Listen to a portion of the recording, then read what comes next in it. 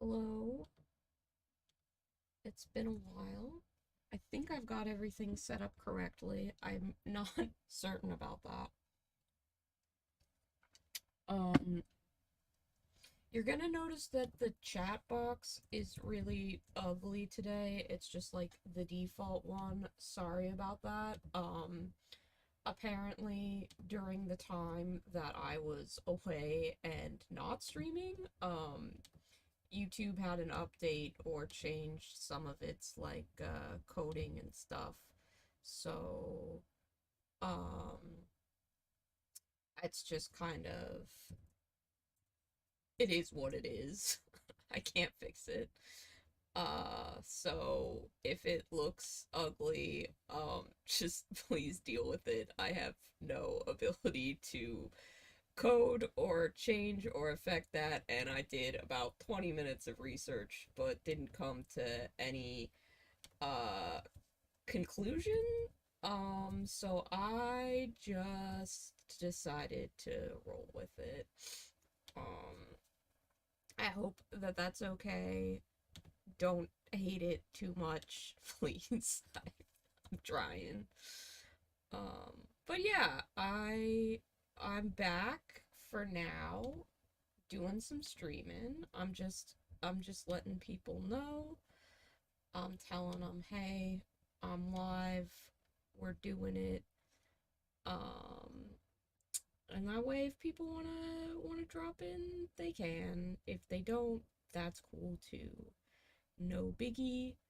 Um, it's all good. I hope that you guys have been okay. Um, that you're up to cool things, all that kind of good stuff. But we'll get started here. We'll paint some miniatures, and we'll have a good time. Hello. Yeah, it's earlier than I usually stream, but I felt motivated today. I wanted to show you guys what I had been working on. If the camera will ever focus, it probably won't. But I painted this beautiful um ginger snap gingerbread dragon that Niche Crafts sculpted for me, and then I painted. So this is gonna be useful for Snack 28. And then I also have almost finished off this like mint chocolate chip guy. Um, I thought he was done, but I painted the base rim lavender, and then I looked at one of my other Snack 28 miniatures who clearly has a pink base rim, and a lavender like interior, so I gotta fix that, but that's easy. Um, but I did some painting last night and it was really nice and I liked it. So we're gonna try painting again today, or maybe building something. I have two things that I can work on. I have this Flesh Eater Quartz model that's been coming along, um, slowly but surely. He's looking good so far. I have a lot more that I want to add to him, but we're getting there. And then I also have this horrifying evil Teletubby monster, which is probably going to be what we paint because I have to detail all of his fur. And I'm working on getting a full set of monsters ready for taking to Adepticon, to hopefully run some Snack 28 demos. I need to just commit to putting this guy on a base. I had been hesitating to do it, because I really like this sculpt and it's one of Trent's, and I didn't know if I would ever be able to get another Toad, but I don't see how I could do better than this, so I really just need to stick him down to a base and make him officially a monster. And then obviously I have this beautiful cupcake lad. That's the official sculpt that MageWorks did, so he's good to go. I have these two that are fully ready, and then this one theoretically I just need to do the basing for. And then I don't have any stats for him, but I've been thinking of other Snack 28 guys that I can make, and I really feel like I did a great job painting this little guy. I really like how his stupid little upturned hat turned out, and that he's just a stupid watermelon man. So I think I might bring him along too, but I have to create um, some stats for him. But for today, I think the main focus will be on this evil Teletubby guy. Hello to everybody. Hello, Anno. Hello, Rothian. Hello, Brady. Hello, Mr. Your Swoon. Hi, Adam. Hi, Josh. Josh, you once again have the crown of being first. Hello. It has been a while. Um, don't feel the need to stay up, Rothian, if you're like, hey, I have to sleep. I know a lot of people are probably going to be, like, registering for Adepticon during this, since those registrations go live. I haven't looked into any of the classes, and I haven't officially gotten a ticket or anything yet, but I'm not worried about that. I am not going to be trying to get into any super exclusive classes. I've found that like a lot of people benefit from them, and that's great. But the one time I took classes was at Gen Con, and I was very disappointed by them. I think I just didn't sign up for good ones. But it kind of put me off taking classes at conventions. I did ask a couple of people if they were taking them. And a few friends have said they might. But like I'll just pick over what's left.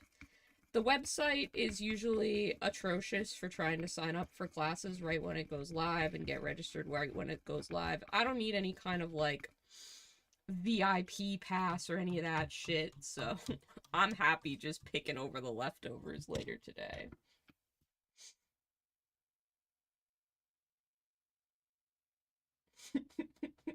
That's better. Now we have Realm of the Lich King in the chat officially. That feels more correct. Let me know if you guys. Oh shit! I snapped the fucking camera out. Let me go know if the audio levels are okay for you guys. Let me know all of that stuff. That I can adjust. It's just the chat box is not. It's not happening today, and I'm really upset because I was not really upset. I'm mildly inconvenienced because I was all set to go and get started on this like 30 minutes ago, but then I messed with the chat box and it didn't work, as you can see. I read like 4 forum posts of people having the exact same issue, so it's not isolated to just me, but I was not able to find a solution. Maybe in future I will, but hopefully like the chat's still appearing, so that's something. Um,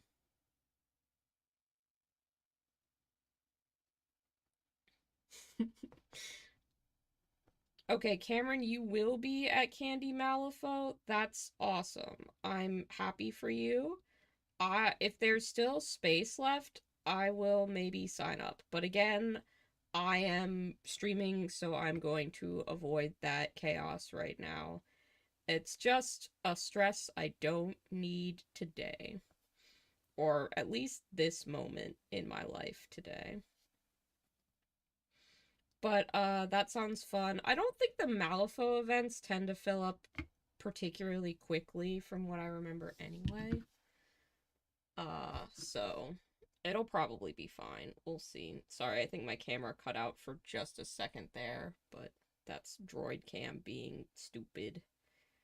We'll have some technical issues. It's been a while since I've streamed, so, you know, you get what you get. I did figure out how to turn on noise suppression though, so Cameron, I don't teach how to paint very good. I just am like, and then I'm putting this color here to make it look like it's a strawberry.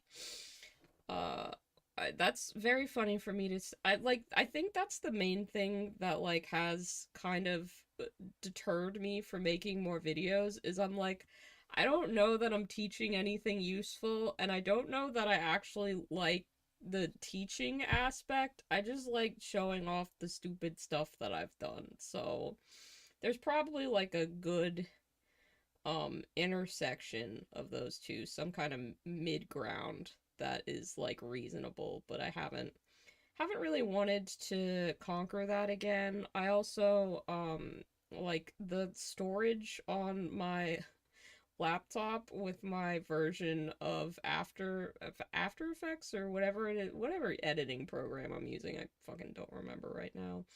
Um it's always telling me that the storage is basically full no matter how much I try and clear my laptop off, so I don't really know what the fuck is going on with that, but it makes editing a living hell because it's hard to fit all of the files on there, which is also a big deterrent, but it's fine. We're getting through, and I can use a free program on like my Surface tablet if I need to edit stuff. Like I have solutions, I just haven't been employing any of them currently because, you know, holidays are crazy, lack of motivation is crazy, current events are going wild, and I need to stop looking at them. So, it's been a lot of good reasons why I haven't felt like making any content. But I did feel like streaming today, so you get this, whatever it is, me painting an evil Teletubby man.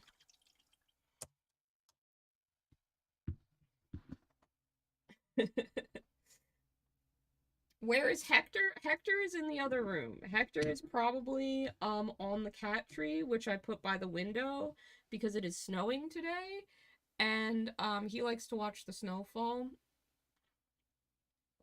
So that's probably where he is. I'm taking some I'm drinking some tea that's gone lukewarm and reading over your comments. Okay, let me see.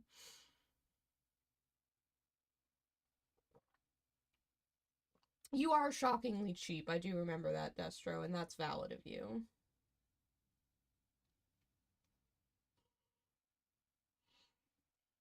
So if you can get that VIP bag, I say get it. It's usually a really good value. For me personally, I'm just picky. I don't like mystery bag, loot bag kind of stuff because I'm like, oh, but I don't like this character, or I don't like this thing, or I won't use this. So that's why I tend not to go for them.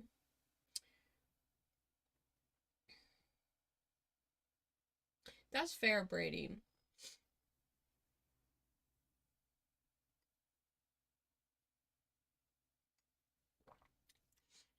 Cameron, I appreciate that. Thank you. I may try and make one video in 2025. We'll see. I don't know.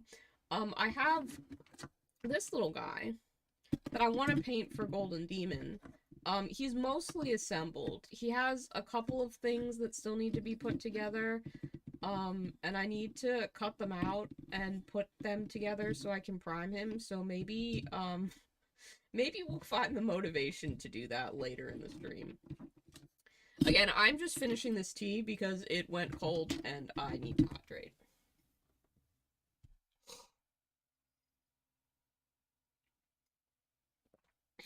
If I bring Hector into my hobby room, he will destroy everything. We can go to Hector, but I can't take the microphone with me. So that's kind of the choice you have to make.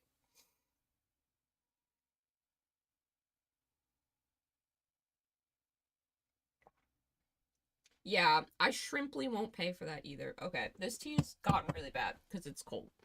Um, I had a cup somewhere with water. I have this cup. It's a Pokemon one. It's got the pig and the anxious olive on it, so I like it. Hector is one of my three cats. Quo fide. I'm so sorry if I'm mispronouncing that. But yes, I have three cats. They are my boys. They're beautiful. I love them. Um, they're the best thing in my life, truly. I have a partner whom I like very much, but yeah, the cats are still the most important thing in my life. I won't lie to any of you.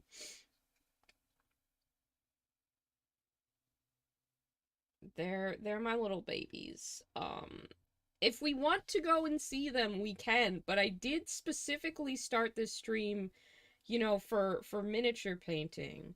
Early fans of this stream will know that I used to paint in my living room before I had redone this room in my house to be a hobby room. So now I have a door that can just shut and my cats can't get in here because they like to chew on miniatures and be fiends and ruin everything and eat dice. So, having a hobby room is is pretty reasonable. What are the others called? So I have Hector Barbosa is my black and white cat. He's the dumbest of the three and I love him dearly. Then my oldest cat and the first cat I ever got, who's still with us and will be hopefully forever. His name is Lobster Thermidor. He's anxious, he's extremely attached to me. He just wants to be held and loved and cuddled and paid attention to at every point of the day. He's terrified of strangers. He loves just being a weirdo. Yeah, that's Lobster Thermidor. And then my third and final and youngest is Achilles Pancakes. Achilles is a little fiend. He used to like to bite all of his toys to the point where they were destroyed. He's calmed down a bit more now that he's gotten older, but he's still the feistiest of the bunch. He's very friendly. He likes to go up to people and say hello to them. And he only has one eye. I adopted him that way from the shelter. I'd always kind of wanted a weird, beat up looking, scrangly cat. And when I first got Achilles, he weighed like 4 pounds. He was extremely malnourished. He wasn't looking super good. Um, he was rough. So many hundreds of dollars of vet bills later, and a lot of care and attention paid towards him, and he is as happy and healthy a boy as you could ever hope to see. He shows no signs of any lingering trauma. He's fine, Occasionally he has some weird kind of like uh eye crusty sort of juice coming from his missing eye, but the vet said that's normal, and as long as it doesn't get like to the point where it looks like it's bleeding or it's super super bad or anything like that, just kind of clean it off for him and he should be good, and if it gets complicated we'll take him back, but he's fine. That's true. Technically, he has two, but the eye that he has that is gone is like the wrong way around. It's weird. I'm not a vet. It's in there, but it ain't working. It's kind of like it's a weird thing. He's just a weird, gross little boy, and I love him. He's fine. Don't worry about Achilles. I promise. All of my cats are spoiled rotten. Um, yeah, I leave for like a year and a half and then I come back and it's just cat updates.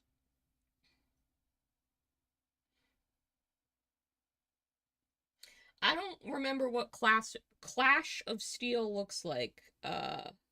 So I couldn't advise you on what to do with that. I do know that the first time I ever got one of those VIP bags, I got a tank and some like Marvel Crisis Protocol stuff in it, and I was like, all right, this isn't for me. Um, so I never got another one, which is fair. Um, Tried it and was like, I don't need this, so I just didn't get it again.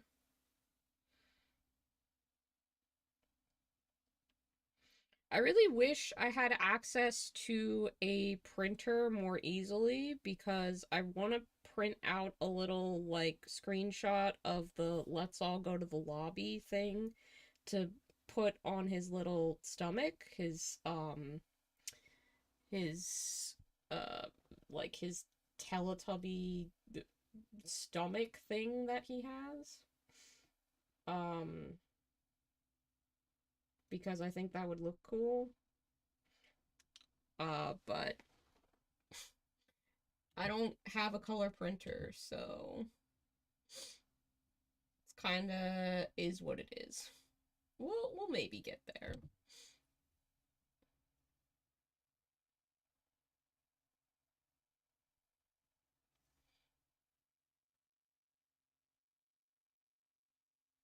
Yeah, it's hard to hobby and manage a cat at the same time.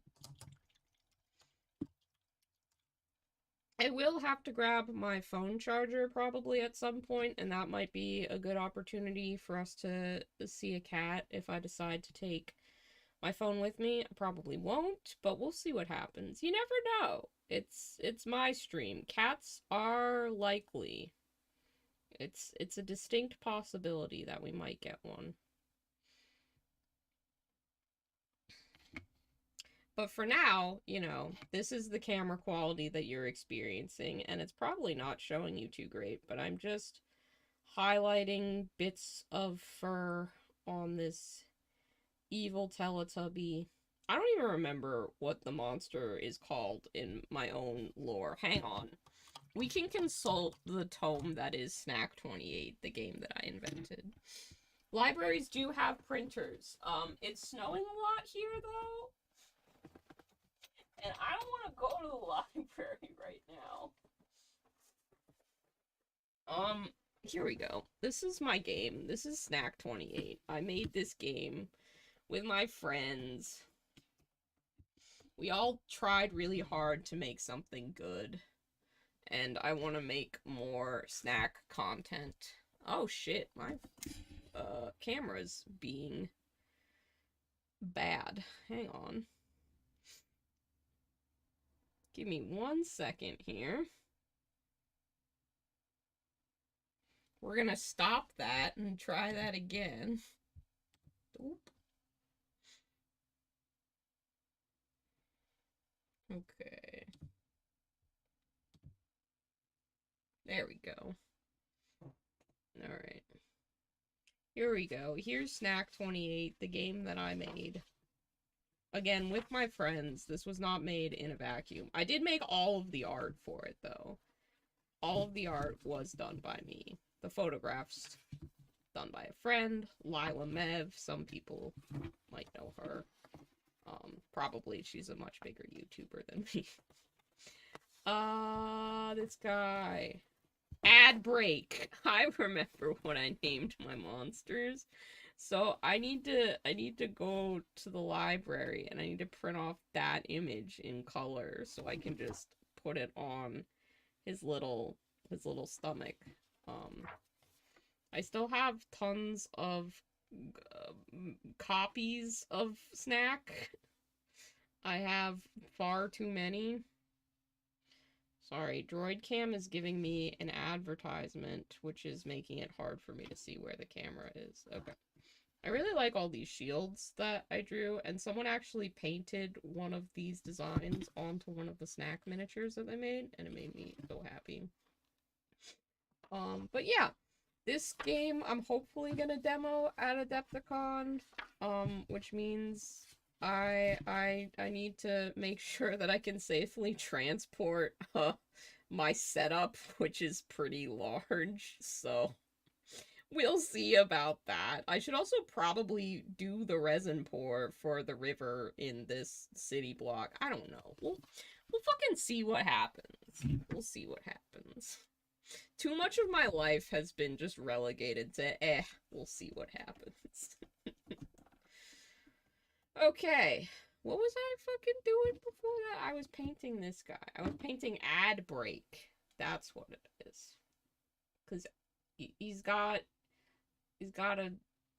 cool. He's got popcorn all over his base, which I'm gonna cover with faked whipped cream, but, we'll figure it out. That's a problem for future me to solve. Current me just has to paint, like, a lot of fur, and I can do that.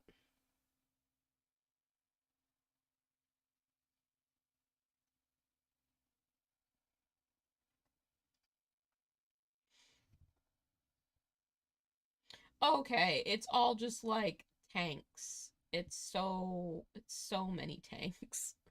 Okay. I will be bringing all of the extra copies that I have of Snack 28 to Adepticon to give to friends.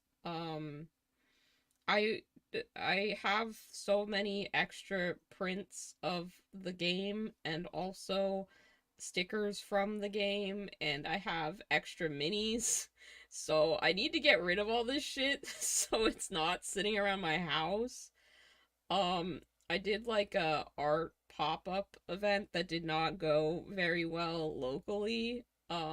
And so I just have a shit ton of stuff left over from that, and it's making me feel bad having so much crap that I'm never gonna get rid of sitting around. So hopefully people at Adepticon will want copies of the game or art or something. I'm not gonna try and sell it. I'm literally just gonna try and give it to people. Or in some cases, like some of the content creators that I'm with in a server have said they might bring some stuff to trade. So like miniatures that they've made. Uh, so I might trade some of my miniatures for some of theirs, and stuff like that.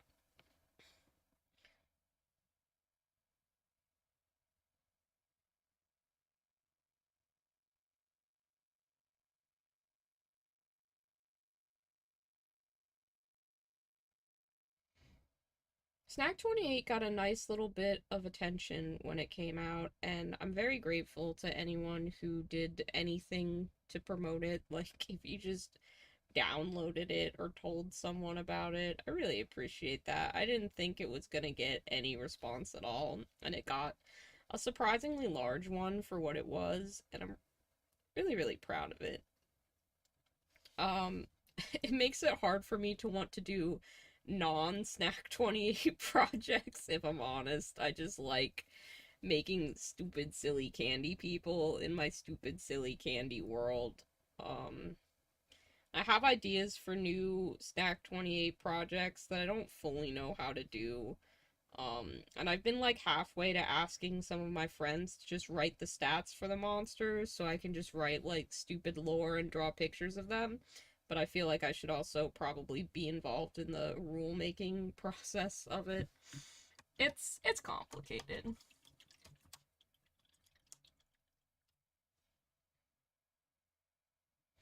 Yeah, he's one of the Eldritch Teletubby designs. But I added this stupid little hat and some popcorn buckets to him.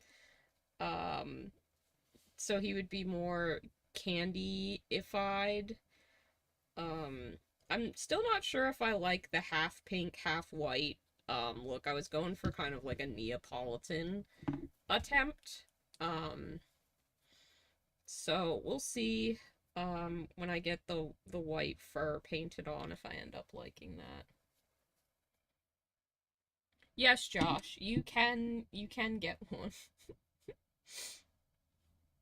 Anyone who wants a copy of Snack 28 actually can have one. I feel like I should have mods in the chat, but I don't because I'm not famous. But let me be my own mod and put a link to Snack 28 in the chat. If anyone wants to download it for free, um here you go. You can check that out. It's cool and it's rad and I worked really hard on it. Um, so you should get yourself a copy. As far as like the official printed copies, again, I'll have those to hand out at Adepticon, but I don't really want to manage like an online web store or an Etsy or anything like that. Um, so I don't know about selling like physical copies of the actual game manual because I just don't want to be in charge of that kind of shit. If that makes sense. I do have some rather exciting news if you don't own a 3D printer. but still want to acquire Snack 28 miniatures, um, I'm working with a respected source in the physical production side of things, for getting that to be an option. So there might someday soon be a way for you to, wherever you are, physically purchase like a real copy that is cast, of some of the miniatures that I've designed. So,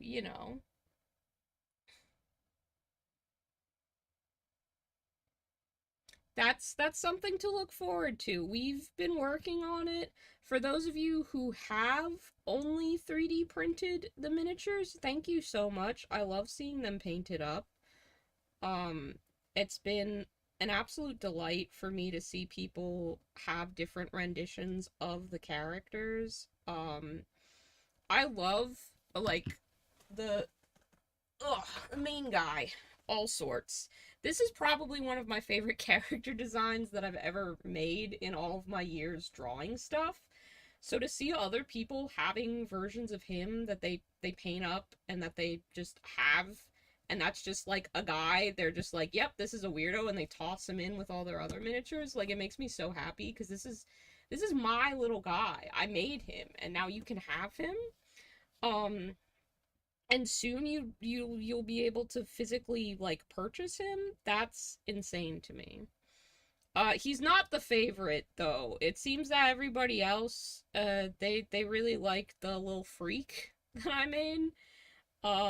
That's the name that he's been colloquially referred to.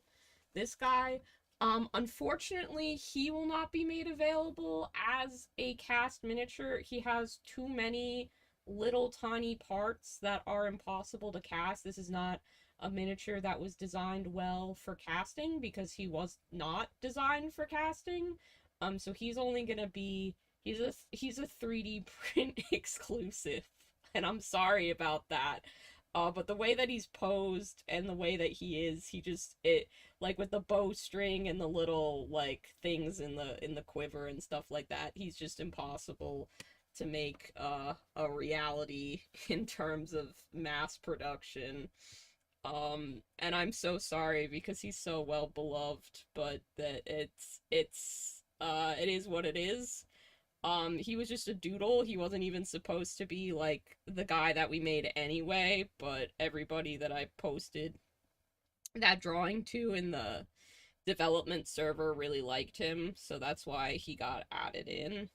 Um, but yeah, that's that's happening.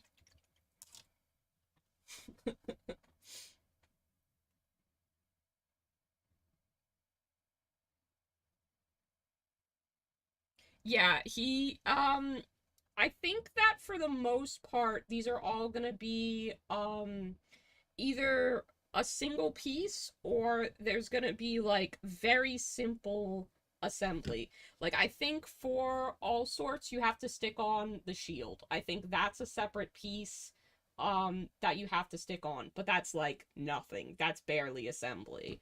Um for the cupcake monster, I think we basically have a faceplate that has the teeth that you have to put in, and then the candles you have to stick in.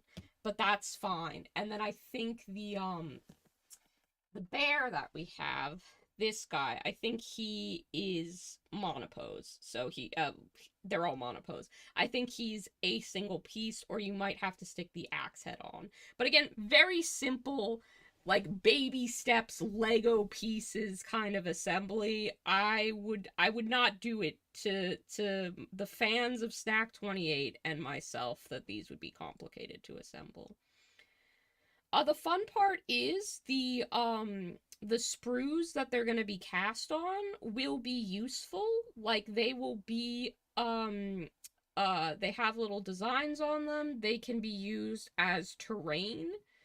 Um or just additional like candy basing for things. I tried to think of like stuff that I want there to be in the universe for like man, I'm trying to make this terrain look like it's made out of candy, but it would be super useful if I had X, Y, or Z.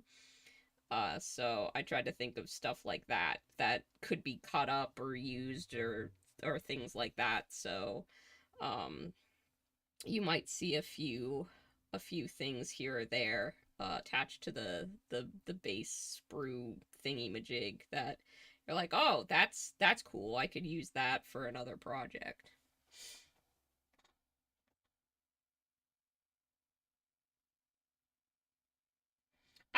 I'm glad you like the bear. I'm glad that people enjoy the different designs that have been cooked up. The guy who sculpts them is his he's a sculptor named Mageworks, and he really likes a different drawing that I did that did not get chosen, of like a donut who's doing like pyromancy. um so he's just got this big burst of like a fire cloud or something like that. I don't remember the drawing exactly, but that was his favorite, and that was a drawing that I was not very proud of whatsoever. So it's fun to see what people gravitate towards, and it is often very opposite from what I myself like.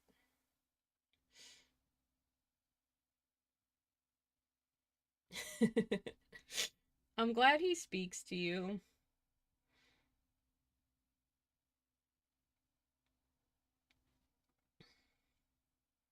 Also, sorry if there's a bunch of problems with the camera. I think Droid Cam had an update that I did uh go through and install, but it's being annoying.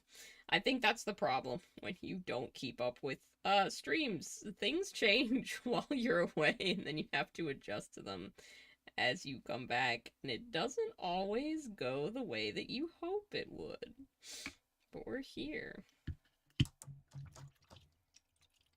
I'm just glad I have some motivation to paint today. Hi, Goober! How's it going? How are you?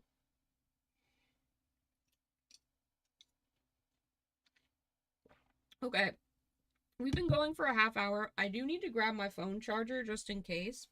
So I'm gonna be right back. I'm gonna put up my be right back screen. Nobody go anywhere. I'm coming back. Just give me a second.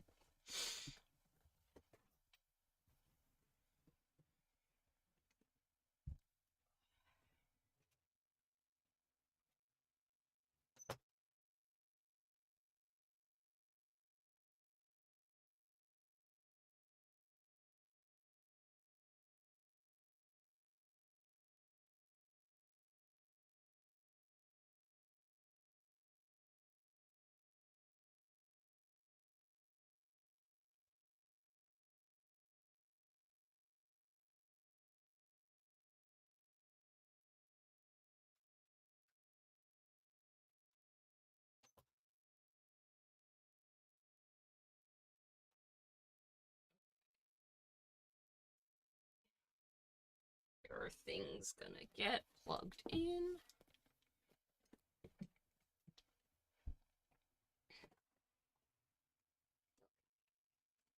We can do this.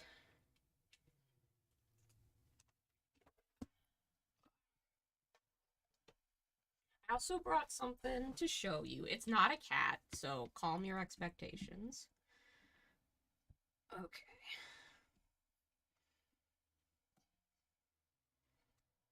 Hang on, I gotta adjust the camera because the charging cable pulls it down a little bit. And it's not ideal, but it is what it is. My non-existent cable management system is pretty crazy, but it's fine. We're going with it. We're living with it. We're dealing with it. It's all okay.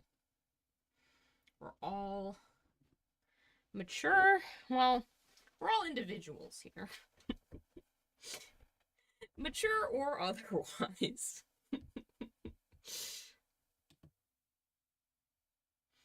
Okay. Did my camera die, however? Let's see.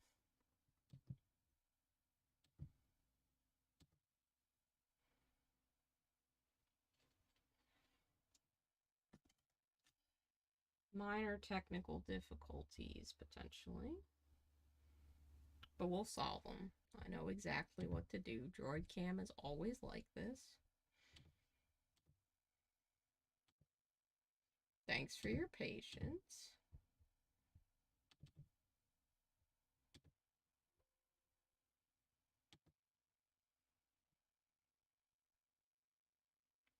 Just gonna close it out on both devices. Get that back. Try again. There we go. Here we go.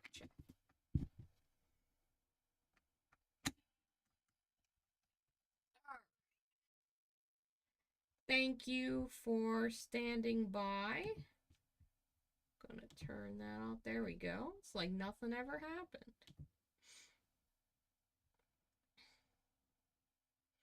Alright, I've got, Alright, hang on. Doing lots of Trench Crusade? Yes, I've been seeing that. No, I did not sneak off to register for Adepticon. I got my charger. It's not a cat. You're not mature.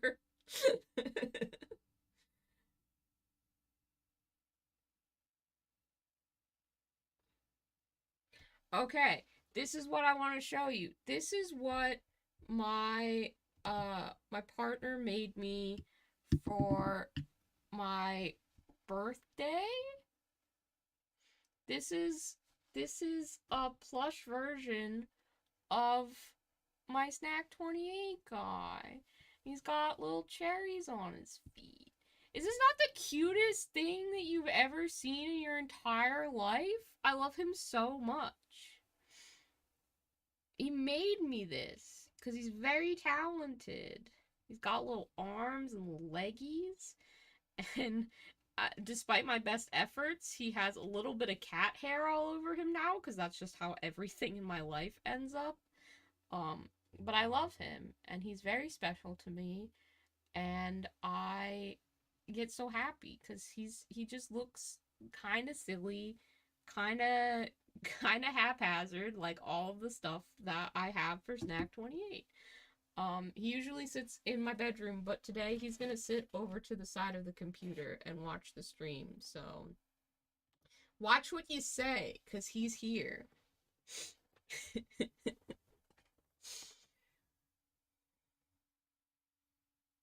Stuffy snack. Yeah, Peter Paint Goblin's loft of videos and content. Love the name. Gets it. What the fuck is my paint water? Okay, what the fuck were we doing before I left? I got my charger and I lost my mind. Okay, let me put all the finished miniatures out of the way just in case the worst happens and I, spill something, because that would upset me greatly. There's certainly been accidents before on here. I'm gonna keep this guy here and that guy there because I do need to finish their bases, and I want to have everybody ready for Adepticon.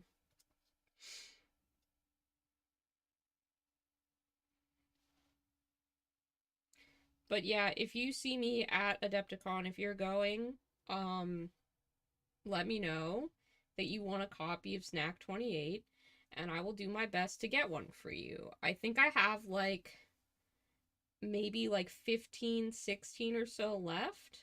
And I have plenty of stickers. So if you want stickers, let me know. I have them. Cameron, I thought you weren't going to be around from 12 to 7, but you're here. You lied to me. I was trying to plan my stream around your availability so you could at least be here for some of it, and then I was like, oh, right at noon he's gone.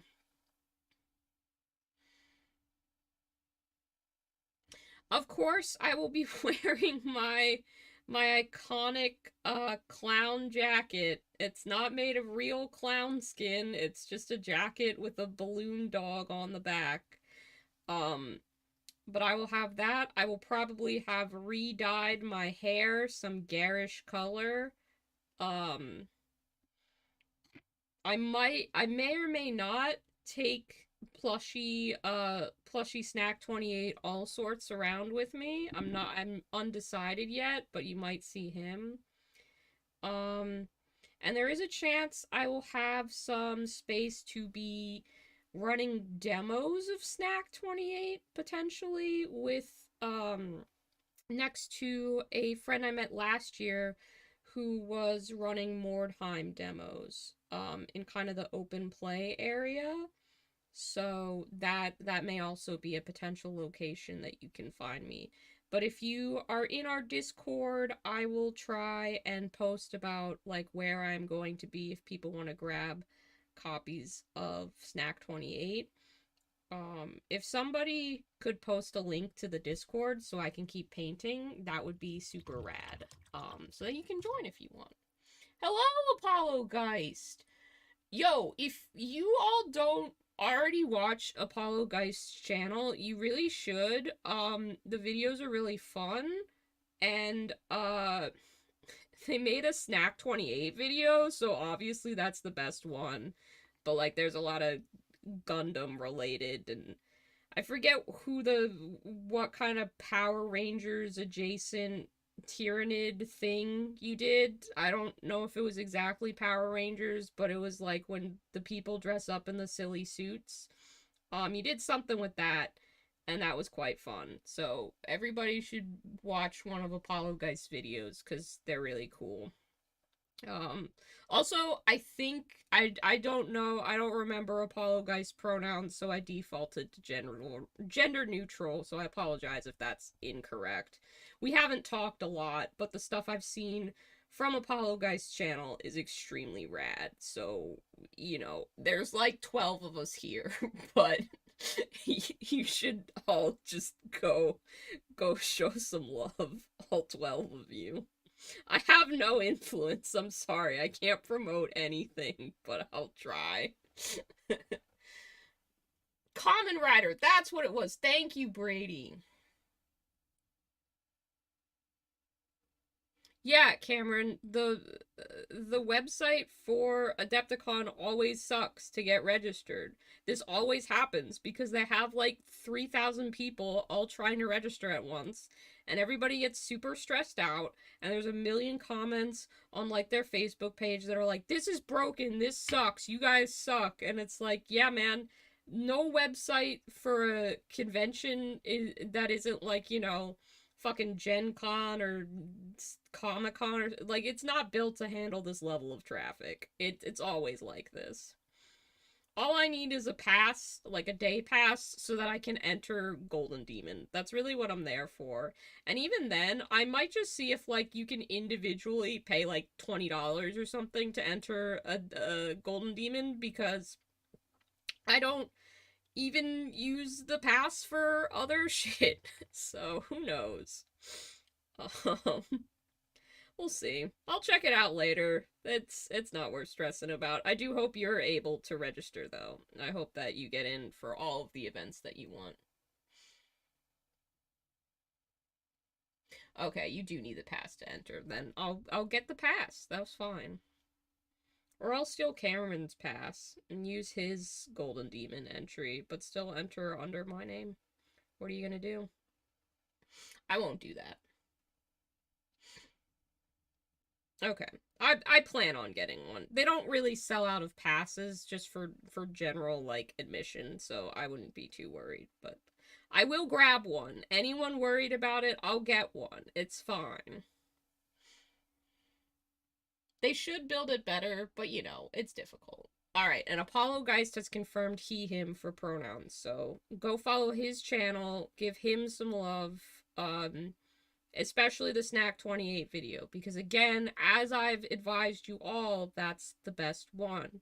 He builds a burger monster, and it's cool as hell. And also, I need him to build that soda golem that he drew in the concept art, so that I can steal it and use it because it's adorable. I want it. I love what you made, but your all of your concepts were good. I liked the soda golem the best. I wanted that guy. He had little guy energy. Yeah, that's fair.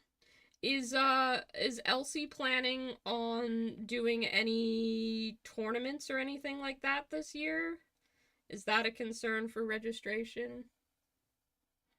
Yeah, your Soda Dragon was pretty cool.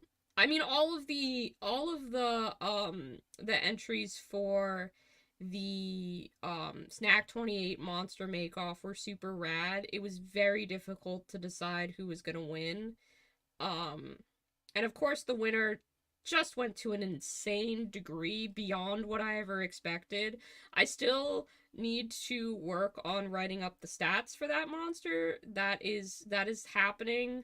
Um I have kind of bigger plans for a Snack 28 supplement, and I'm not sure how to go about that. I need to talk with my Snack 28 devs, my friends, my development team, and see what kind of ideas we have that we could do. But I have a couple of things in mind because I got really not burnout is the wrong word, but I set out to accomplish something small and achievable with Snack 28, and I did that.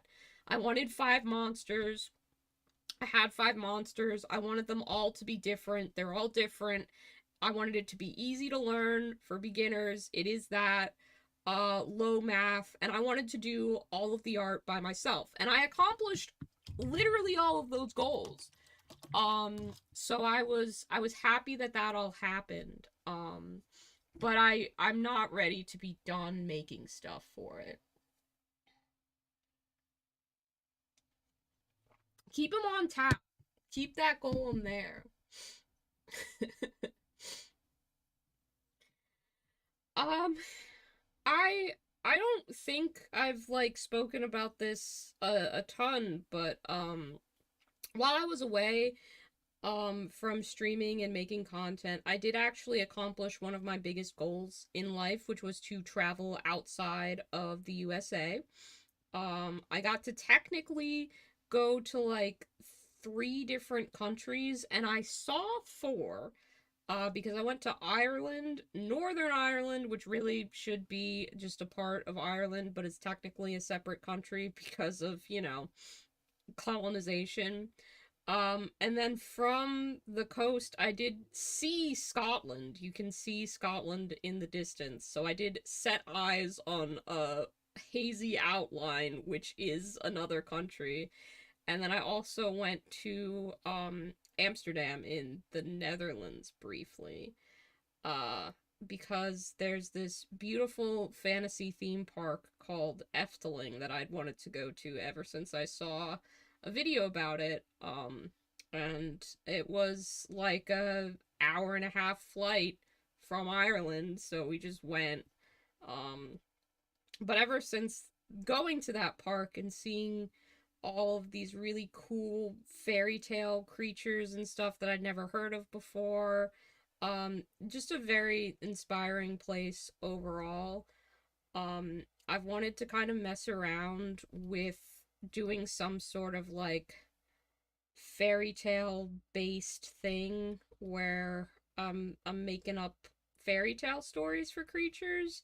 So I think I might try and do like some sort of Snack 28 fairy tale legend creature supplements where I would focus primarily on drawing the pictures and writing the lore for these guys, and then there would be like stats as well, but just sort of going heavier into, for me, the like world building feels wrong, but like the fun part for me, which is the art and the concept and less the playable aspect of that. But that's kind of something that's been dabbling around in my head. What kind of like lore would get created in this weird snack society. I don't know. I don't know if I'll do anything with that, but it's certainly kicking around in my head, and it's really cool to be able to travel and get new dumb ideas by seeing cool other stuff. Just repurposing that for entirely pointless endeavors.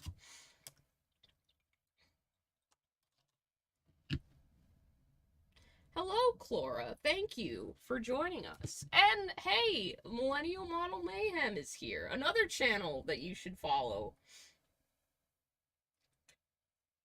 Okay, we all think Fairy Tale Snack 28 would slap. That's good to know. Okay, everybody's locked in, which is great. Ideally, the way that I would want to produce this is be like, here is a dumb fairy tale story about this character. Please go write stats for it, because I don't want to do it. Just hand that aspect off completely. I don't know how realistic that will be. I do think it'll be fun to get back to playtesting, though. I was really intimidated by that because I was like, oh shit, if this idea doesn't work, it's my fault. But it was actually really delightful, just watching people play my game and have to say all the silly words that I made up, so I would quite happily live in a playtesting environment again. I feel like this guy is just missing something from him. I think maybe I need to put some fake whipped cream down his back and stick stuff in it so he has little, like gumdrop type ridges or something like that. I also feel like maybe I want to paint some polka dots, like do pink polka dots on the white side and white polka dots on the pink side. He needs something, and he doesn't currently have it. Because I'm not happy with him. So we're gonna keep figuring that out. And I have to just not think about the screen on him, because that is going to be changed.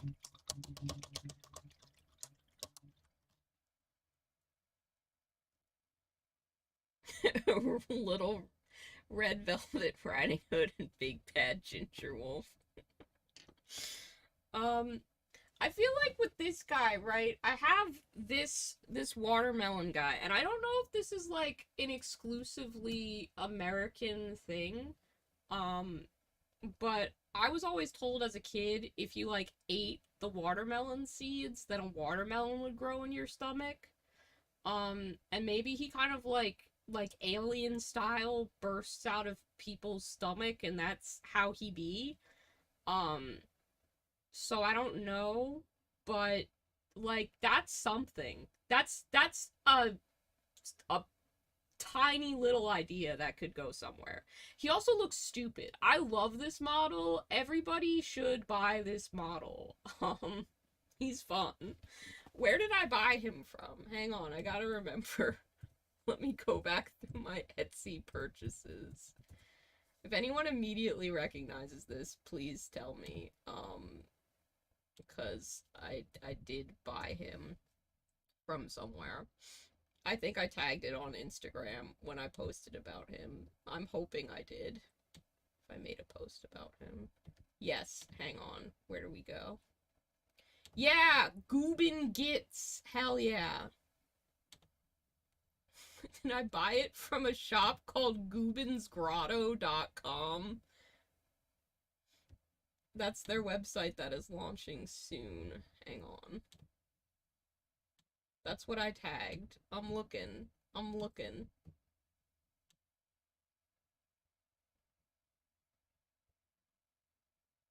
Because he's really cute. He's just a chunky guy. Their website might be down.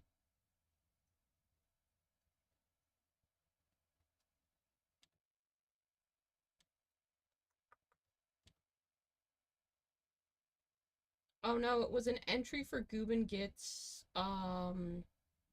It was a Cure Creations model. I'm sorry. It was for Goobin Gits' freehand banner competition, but it was from Cure Creations. It's the Forest Spirit model. I'm linking this right now. Oh, you should get one. If you want. You don't have to. This is not sponsored. I just like showing off when my friends make cool shit. But, like, yeah. How cute is this guy? I obviously, like, kind of chopped off his hand so that he could be holding this banner, and then it's sort of, like, slid to the side, so he's kind of just, like, very, passively holding it, because I sort of jammed a bunch of green stuff in there. But yeah, the main reason he's painted like a watermelon is because the paint that I had was really streaky when I first painted him, and then he looked like a watermelon to me. It was not pre-planned. I need some more savory guys anyway, so I was pretty delighted that I managed to make one kind of organically. I really don't like these claws being different colors, so I think I'm going to paint them all brown.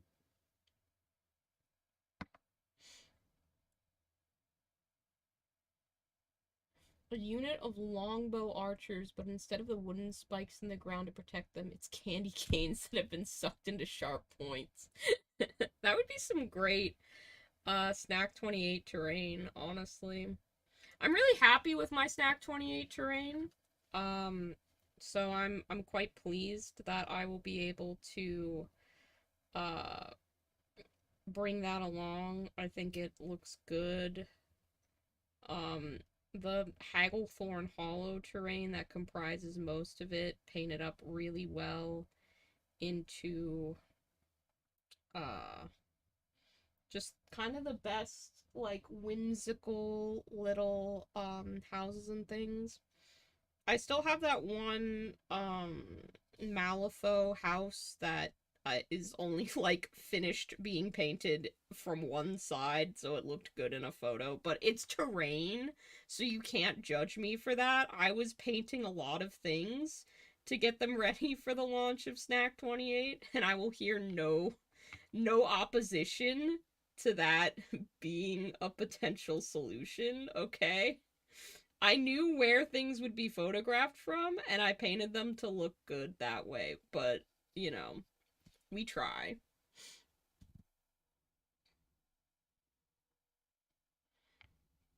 I have other terrain, that I've painted for Snack 28, but, like, it could also just work as some, like, you know, generic terrain. Like, this is supposed to it's got like some strawberry blood on it and stuff, but if you don't look very closely, you're like, oh, that's just snow terrain with blood on it. Like, you could just throw this guy up on there, and then it's like, ooh, look at you. You made a grimdark warhammer. No, I didn't, you fool. I still want to, coat the tops of the houses and the windows in this terrain. Hang on, I'm reaching for it. It's not getting there. There we go. I still want to coat them all in this like cherry red resin sauce thing, but I started to run out because I used a really huge amount of it to just do that one roof. So I haven't ordered any more yet, but ideally that will be like kind of vibrant cherry red top on this house. I think it looks cool. It's something, you know. Oh, I think I have this the wrong way around, actually. Hang on. That looks like that. Yeah, that's the front. That's the back because the pipes connect. But yeah, it's something. It works. I definitely have enough terrain to field stuff. Congratulations on registering, Adam. I hope that you have a great time and that you got in for all the classes that you wanted to.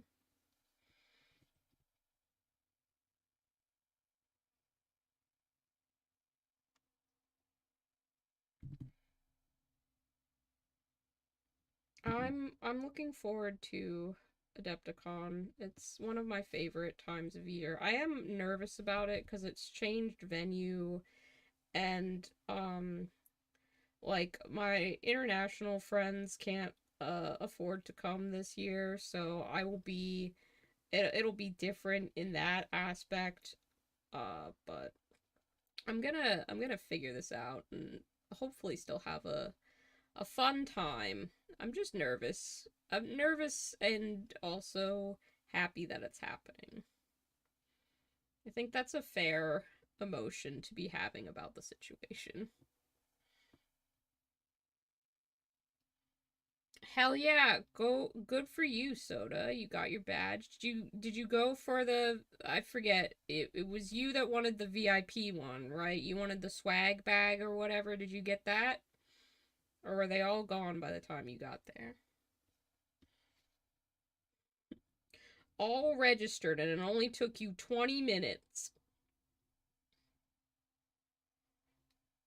Went for the VIP? Hell yeah. I'm excited to see what's in there. I do like watching people like unbox them, quote unquote, so I'll be interested to see what you get. I feel like they should have like a donate what you don't want section so that like I could have just tossed my tanks into there and take a model, leave a model sort of situation, because I'm never going to use a tank. I'm pretty sure I still have that sitting around in my house somewhere. I don't like tanks. I don't have any use for them. Just add some lighter brown on his weird little back spikes. I don't know what's up with these back spikes. Um Fun fact, I never watched Teletubbies as a kid. I like the concept of them being evil little demons, but I don't have any context for this show. I think there was an evil son that had like a baby's face in it, but I don't know. Gingerbread tank. That's fair. That makes sense, Soda.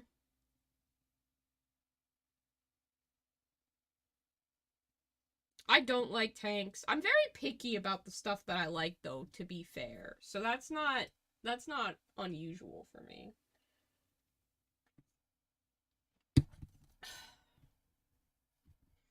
Okay. I'm gonna make a poll because I'm not confident. So chat, if you steer me in the wrong direction, we're done. That's not true. Let's see. Start poll. Do I paint polka dots on this model? Yes or no? Alright. I can't decide, so I'm leaving it up to you. That way I can blame you if things go wrong. Which is an exciting proposition for me. Someone who doesn't like to make choices.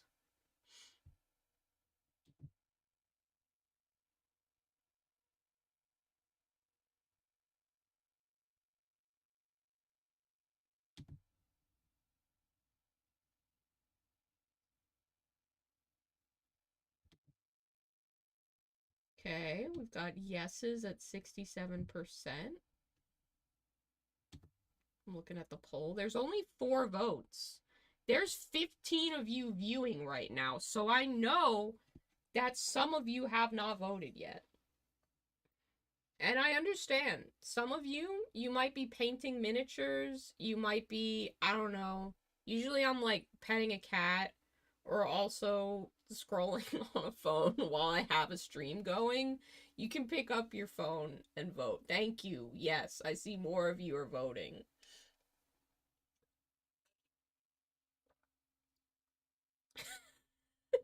Apollo gets it. I want to like tanks, but I can't be mentally ill about them like I can with mecha, so there's just no comparison. And then Realm of the Lich King comes in with, I think the War Thunder forums have proven it's extremely possible to be mentally ill about tanks. Dang, got him. All right, after my totally valid harassment, 8 people voted. I appreciate that. And we are going with polka dots. So, that's exciting. I think we're gonna try the pink ones first. No, we should try the white ones first, because they'll be the easiest to cover up if it looks fucked. I'm trusting you. I'm trusting you. We'll see.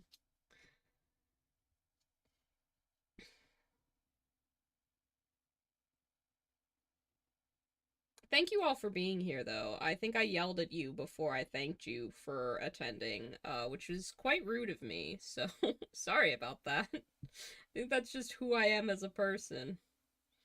I have a job where I have to talk to people on the phone, and I do actually have to be polite to those people as part of my job. This is just for fun, so I can be rude if I want to.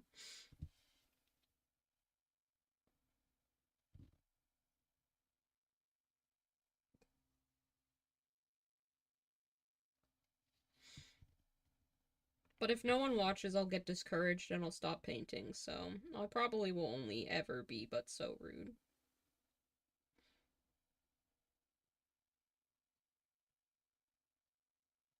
It's funny how, like, chat is its own entity and is often chaotic, but you all retain, like, an individuality to you. I don't know how to best explain that, but I think most streamers of any capacity have, like, a slightly, like, older sibling, younger sibling, antagonistic, relationship with their chat every now and again, and I quite like that. It's very fun. Also, I do think you made the right decision. So far, these polka dots slap. And I appreciate your wisdom in filling out that poll.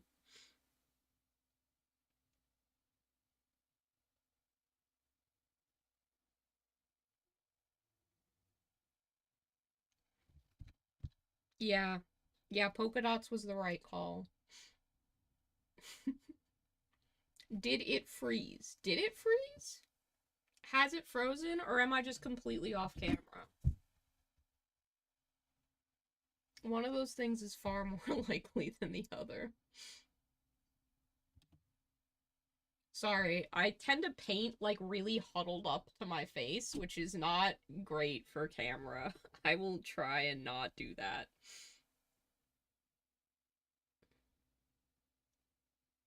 But especially with stuff like freehand, it's harder to do that and remain on camera. As you can see, that polka dot's kind of fucked because I was trying to paint it at a nicer angle for the camera, and it's kind of a square now. But we'll fix it.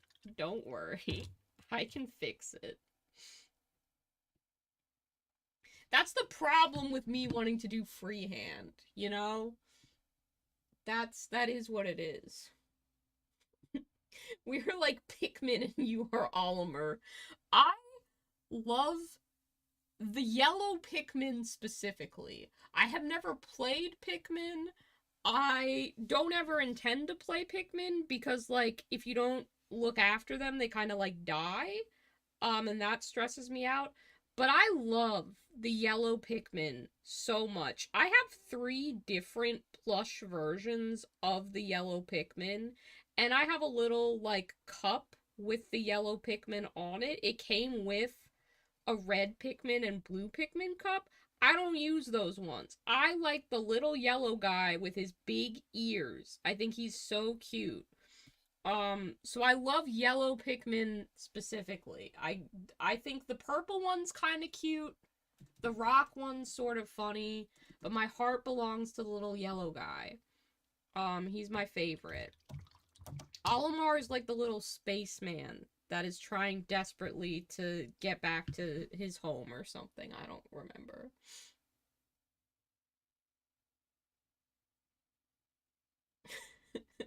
Your function here is dealing out savage burns to War Thunder. Hey, once you find the place where you really shine, do what you're best at. Do what you love.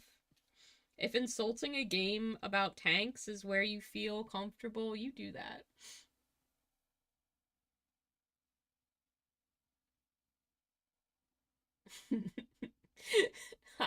Hi, Joe. I should only stop painting when I need to buy more paint and buy more minis. That's not realistic. Sometimes I need to do other stuff. I've tried other hobbies. While being away, I've kind of gone back to my roots a little bit. Doing some more drawing and painting, and I've been scrapbooking recently, which has been really fun. I can't show you any of my scrapbook pages because, like, they have photos of me and my friends in them, and I don't just want those, like, all over the internet. But it's been really great. I did finish a couple pieces of digital art, which was fun. So trying out new things is cool, but I've been feeling the urge to paint recently, and it's been really, really nice to get back to it. So I'm happy to be here.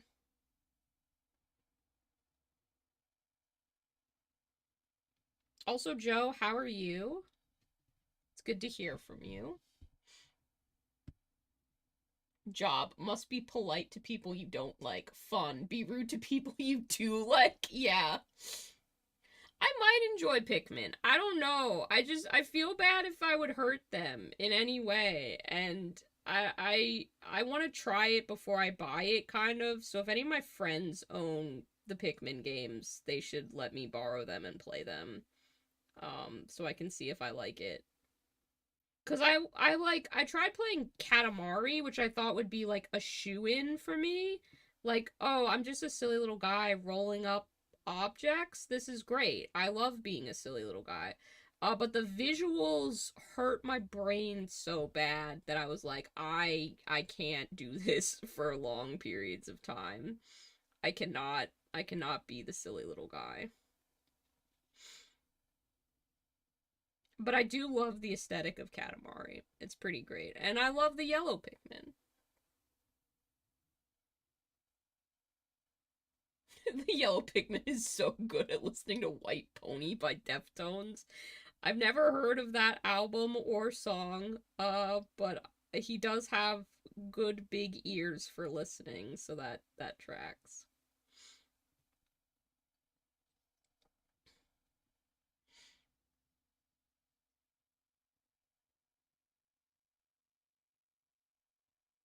I'm I am very picky about aesthetics. I don't know if my whole I only paint Warhammer to look like candy thing kind of communicated that, but I'm the pickiest person when it comes to aesthetics. You wouldn't know it from the current like chaotic nonsense of my house because it's still very much a work in progress, but like I actively am trying to coordinate an aesthetic and I'm so picky about what goes into it.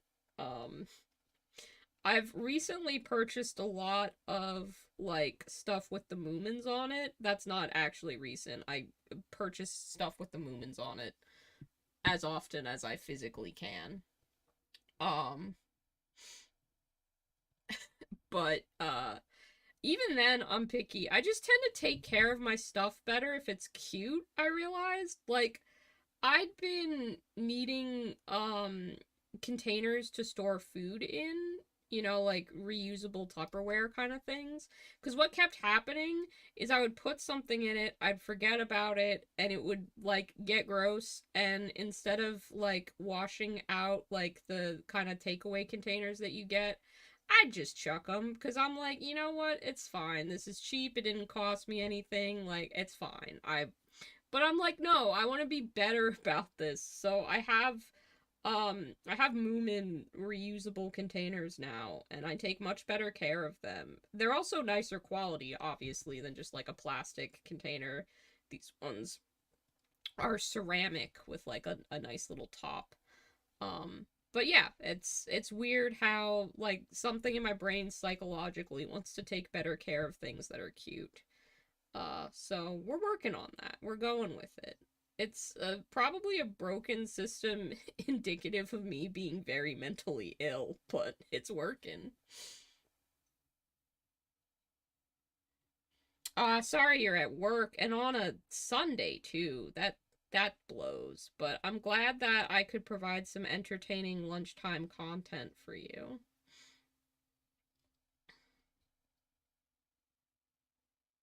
Next time I see you, I'm gonna teach you how to play my game. You're gonna have to play Snack 28. I should actually just mail you a copy of it, Joe. You might like it. I don't know. We'll see. It was very fun painting miniatures with you when you came to visit. I should make an excuse to get out there and see you guys sometime. Joe's a friend in real life, so, many people who watch my streams are my actual friends that I know in real life, so I don't just, go to random viewers' houses and I'm like, hi, you know me, we're friends now. It's true. Humans will pack bond with literally anything, and it happens to me all the time. Like, don't talk to me about that Mars rover who is like, I'm trying to send stuff back, but it's cold now and I'm very alone. I can't deal with that kind of shit. I'm like, he's trying his best. He's a robot. He can't. And it happens in video games too. Like, me and my friends played Borderlands quite a while back ago, and quick spoiler warning for the end of one of the Borderlands games. I cannot for the life of me remember which one it is. But I'm just putting that out there in case you haven't played the Borderlands games. I'm about to spoil what I think is Borderlands 1. It might be Borderlands 2. It might be a fucking DLC. I don't remember. But spoilers happening now. In one of them, Claptrap, the little robot guy, he incites an uprising, and you have to go and you have to like kill a whole shit ton of little Claptrap robots in order to put a stop to it. And both my partner and my other friend Mark that we were playing with, I was just letting them kill everything, and they were like, Fives really isn't gonna like this part because I had definitely pack bonded with Claptrap earlier, and then towards the end, they were like, Fives, you have to kill one of them, and I was like, I really don't want to, and they just stood there and waited for me to shoot one of the little robots and participate in the carnage, and I had to do it. I didn't like it. I didn't like it.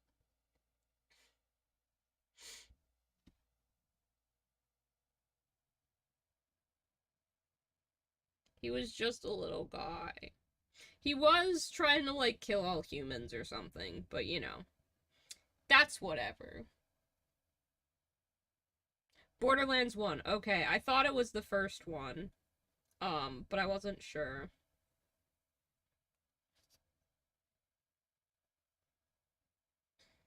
Yeah, these polka dots look sick. Thank you, chat. I'm very happy about how they've turned out. You guys were right. I think the pink ones will hopefully look good on the other side. I'm gonna finish these ones first. I'm really hoping that we can finish this model today, aside from his little, like, tummy. I don't know if we'll manage it, but that's the soft goal for today. I will definitely have to get more water in the near future, though, because I've drunk all of the water in that cup and my throat's starting to get dry. So that's not very good.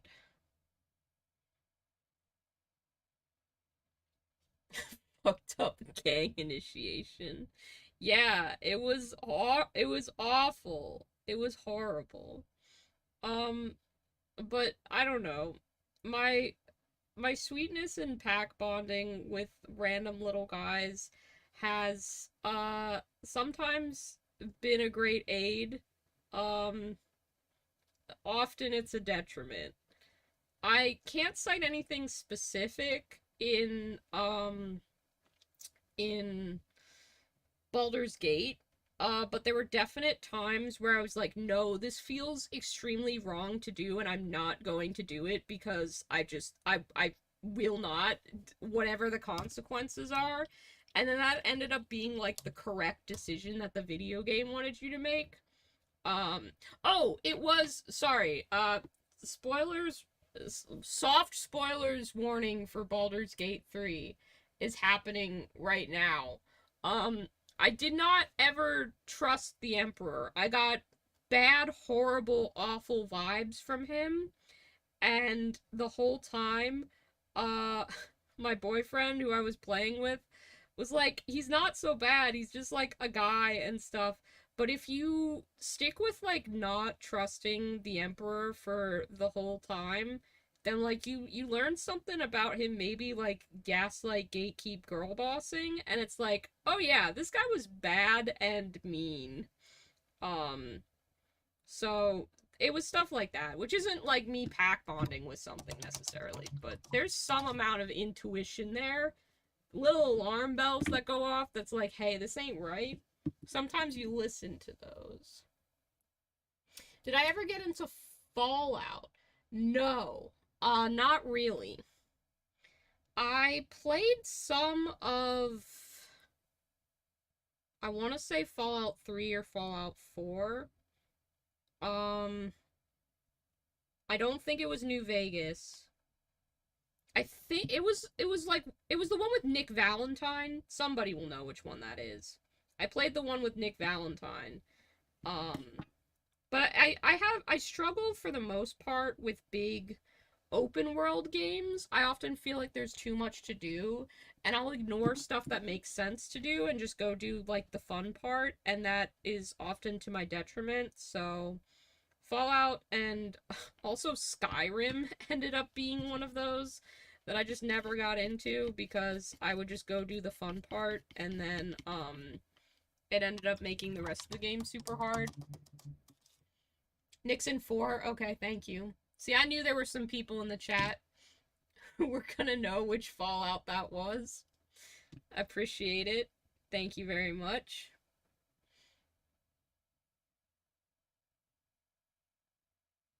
Well, Soda, you were wrong to hate Claptrap because he's adorable and I love him. He's fantastic. Why would you hate something so perfect and beautiful?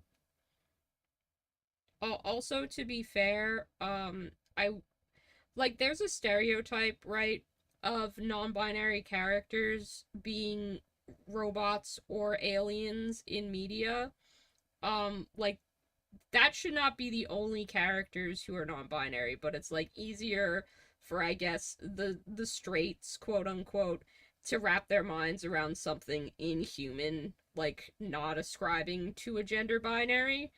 Um I love robots and aliens, so like when I was playing Borderlands 3, one of the options you can play as is a non binary robot, and I was so fucking hype about it. Like, that was, I think, the first time I'd ever played a video game where you can canonically be a non binary character. And I was just so hype about it. It was great. Like, the ending of that game kind of trash. A lot of the plot not very good. Being able to be a non-binary robot, an absolute delight. An absolute delight.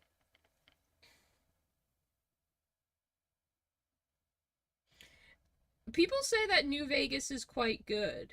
Um, I I think my partner really likes New Vegas. I remember that because we were playing Magic the Gathering with one of my friends who had some of the Fallout cards, and he recognized someone was like, "This guy from Fallout New Vegas?"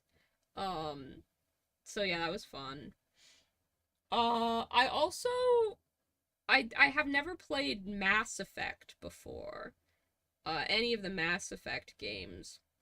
But my partner told me about a small plot point that I barely remember the details of in one of the Mass Effect games, and it made me very curious about them.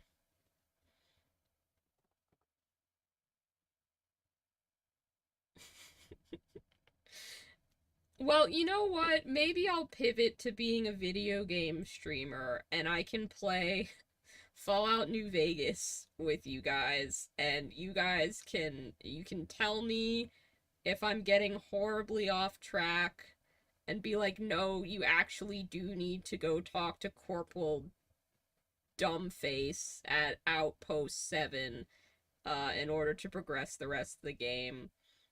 Um and that'll be something. I don't know.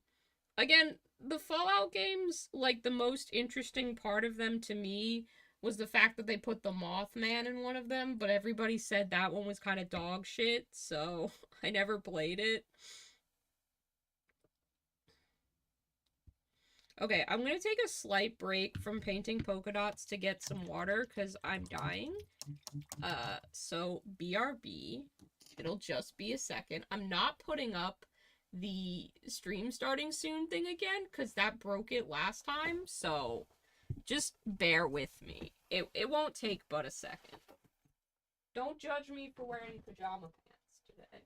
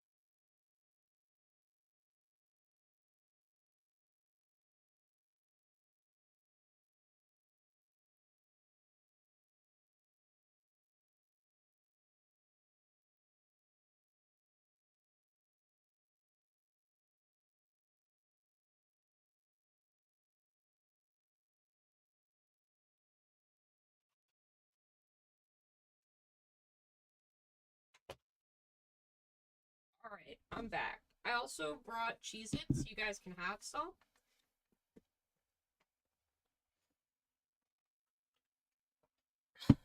Oh, shit. Okay, you guys went off. You were talking. Let's see. Okay, this is all Fallout opinions. Let's see.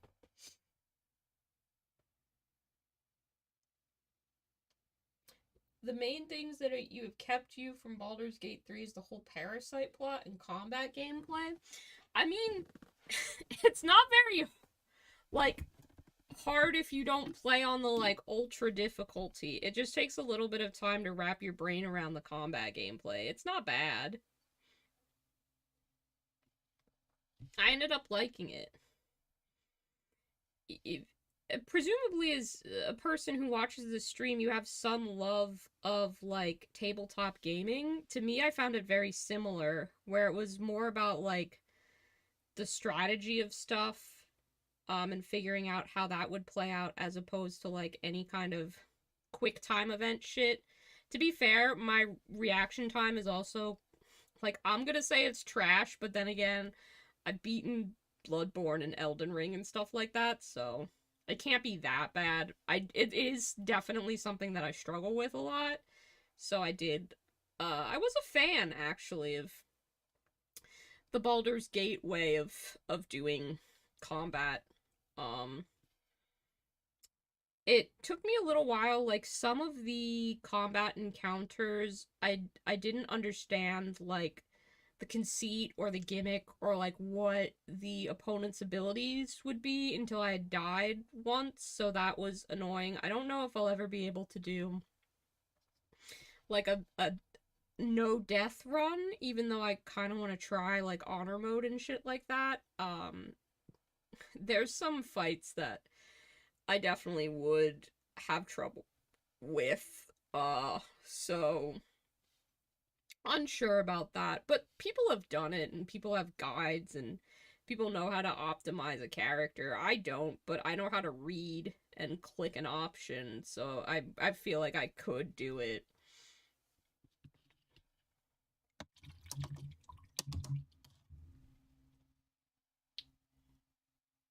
Hey, Corporal Dumbface is super important.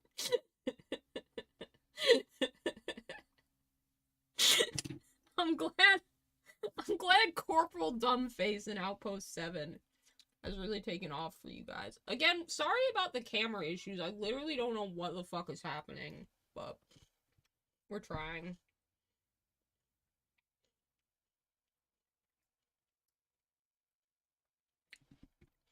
I don't know what kind of games I actually like because all the ones that I play are very different from each other. Like, my favorite games are Animal Crossing and Bloodborne, which I think are about as far apart on the gaming spectrum as you can get.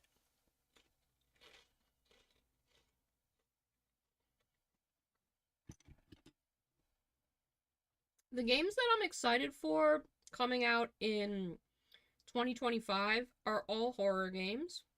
Uh, I don't know much about The Midnight Walk, but I'm really hyped to play that. I'm hoping that it will be backwards compatible to a PS4. Um, but it, like, stylistically, it looks insane, and I want to be there for that. Also, Little Nightmares 3 and Reanimal, which is just crazy that those are coming out at the same time because you have the actual studio that made the first two Little Nightmares games, which I liked a lot, and then kind of sold off the property, went on to make what looks like it's gonna slap in Reanimal. Um, and then the new studio that formed to continue the Little Nightmares franchise is releasing Little Nightmares 3 like right alongside that. So just to be able to compare like what those end up being to each other feels really cool and interesting. Um I think Reanimal's going to be better just based off the trailers cuz it looks scarier, but who knows? Like it's really hard to say. But I was championing Little Nightmares ever since I saw like its very first previews. Just cuz I really loved the style of it. And I still really like the style of it. I think it maybe is geared towards a younger audience than I am at this point, but that's fine.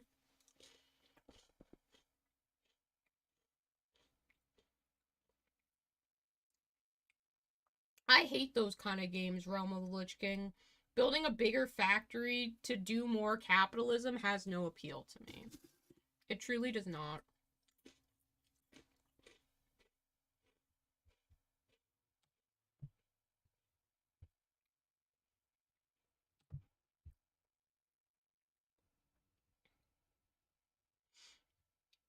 I could care less about making my capitalism simulator pop off.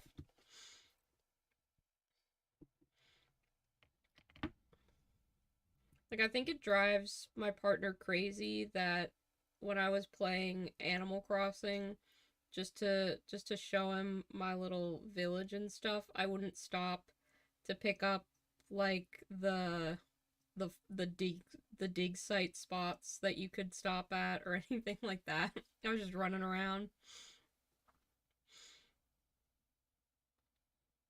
I'm not there to optimize and be efficient. I have to do that enough in my daily life. For games, I just want to do nothing or confront eldritch horrors. Those are the two things. I want to either be doing absolutely dog shit all, or I want to be confronted with the worst, most horrible looking creature you could possibly imagine and being told that I have to go fight it.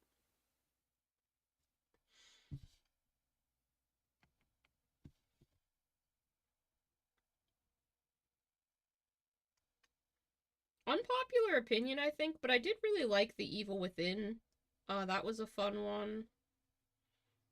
Um, The Evil Within 2, I liked less, but I still did like it. Um, I've played Until Dawn, and that one's fine. Um, I didn't really find it particularly scary. If BioShock counts as a horror game, I've played BioShocks 1 and 2 and done all but the final battle in BioShock Infinite because unfortunately it makes me so motion sick that I can't finish it, but that's fine. I've I know how the game ends, so it's no biggie to me. Um it is literally a skill issue because I get motion sick. I know I've played other horror games, I just can't remember what they are right now. Obviously Little Nightmares 1 and 2.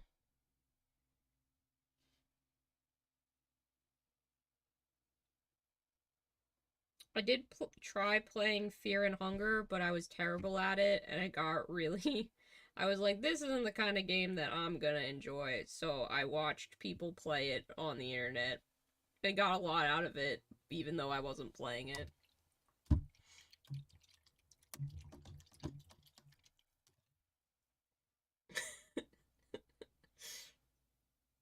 Yeah, I think Bioshock 1 would count as a horror game. I agree with what you're saying there.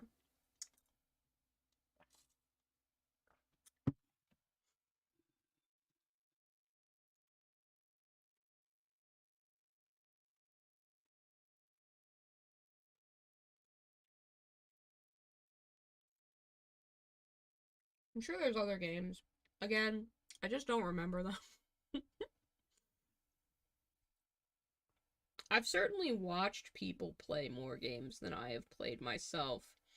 If only because I suck at platformers, and jumping, and often don't want to deal with the frustration of it. Like, the Blasphemous games looked fucking rad, were fucking interesting as shit, but I had to watch people play them because I, would not, could not platform. And what I would really like is somebody with a personality that I can stand and tolerate to do a full playthrough of both those games, because the ones that I watched, I was struggling to be engaged with. But they were the ones that were available, so that's what we went with. I really like the polka dots. That was a good call.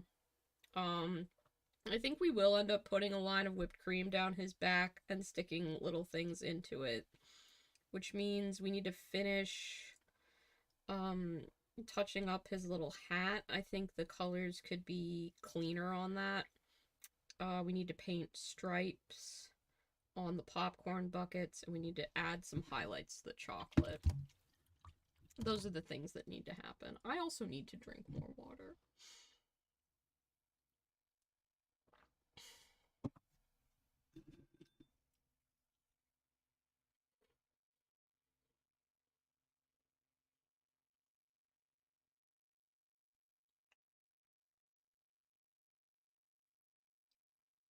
It's true. Um, and some people's playstyles actively make the game less scary to watch. Like, I've been watching a lot of secret sleepover societies streams. Some of the people from Drawfee do those streams. Um, but they're so damn funny and like personable, and they just have a fun way of speaking and interacting with games that horror games don't really feel at all scary watching them play them. So I have to know that going in, that it won't actually like end up feeling very scary. I like they recently played through Silent Hill 2's remake, I want to say. I don't remember which Silent Hill. I wasn't I didn't play the Silent Hill games. Um but yeah, that was that was made not scary at all merely by the merit of the people playing it, which is fine. I don't have a strong connection to the Silent Hill franchise, so I wasn't worried about it. It's iconic, don't get me wrong, but what I remember most about Silent Hill is watching my cousins kind of freak out while everybody was playing PT when that was a thing. If you guys remember that when the quote unquote playable trailer for Silent Hill dropped, and then we never got the game that corresponded to it.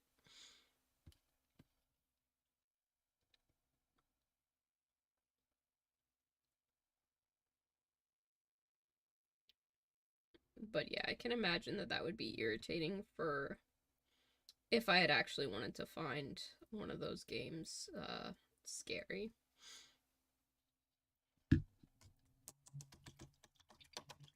Hell yeah, Goober. Secret Sleepover Society is great. I put them on a lot just to like fill my house with noise. I like my favorite my favorite Secret Sleepover Society streams are when they're just like running a business. Like they're like, this game is a grocery store simulator, or this game is a trading card shop simulator. I don't know why. They have like a chaos energy while doing those kind of games that's really fun. They don't need me to promote them. They have a big enough channel. But they're great. I really enjoy their streams.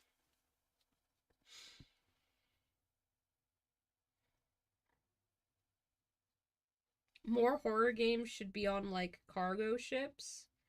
Um, People made posts ages ago about how like a cruise ship would be a great setting for a horror game because a lot of cruise ships apparently have morgues on them because people die on cruises like all the fucking time. And I would like that feels like the perfect setup for okay, real gamers know that the best CD-ROM games from back in the day were the Nancy Drew computer games. Um the real ones in the chat will be aware of this. But like why have we not gotten a Nancy Drew her interactive computer game set on a cruise ship? It's the perfect setting. It makes sense. You can already see how those puzzles would be set up and shit like that. It's perfect. And we don't have it, and that's rude. We should have that.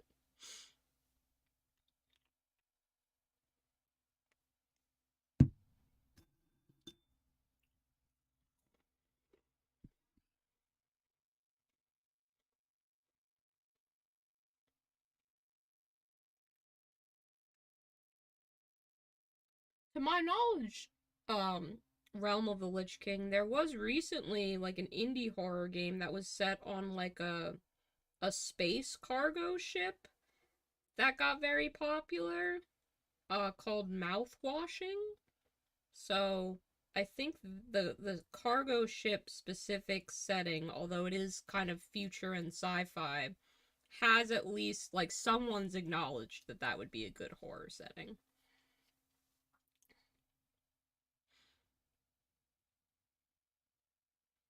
I did see a playthrough of that game and it was interesting.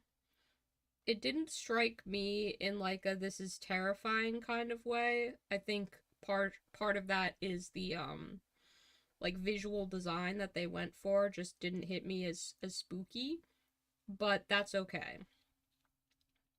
They had some really well written conversations in there that I could appreciate.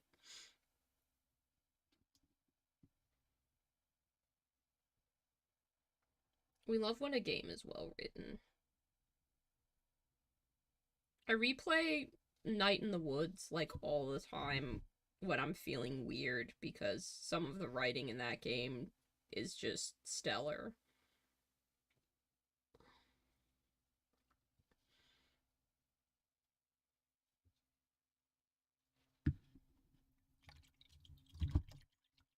Yeah. There's a lot of like space horror as opposed to nautical horror. Although, I mean, you do have stuff like BioShock, so it still does get its flowers, you know?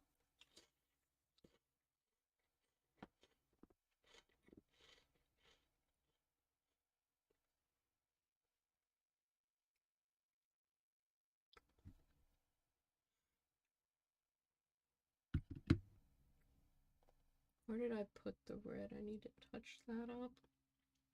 There it is. Oh shit, I didn't even think to ask at the beginning of the stream, at the top of the stream like I almost always do. What have you guys been working on?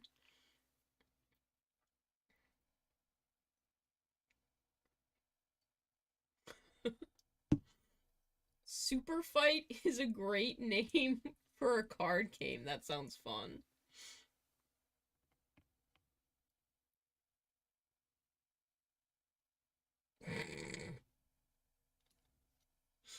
Okay, I'm following this line of questioning, Joe.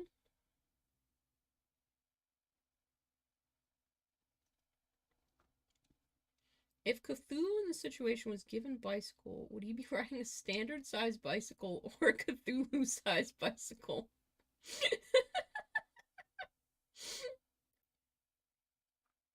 That's yeah, I have to agree that the standard size bicycle for huge Cthulhu is funnier, and that would be the option that I would personally prefer to ascribe to. You're working on making your Death Guard look less like Santa? Did you paint them white and red?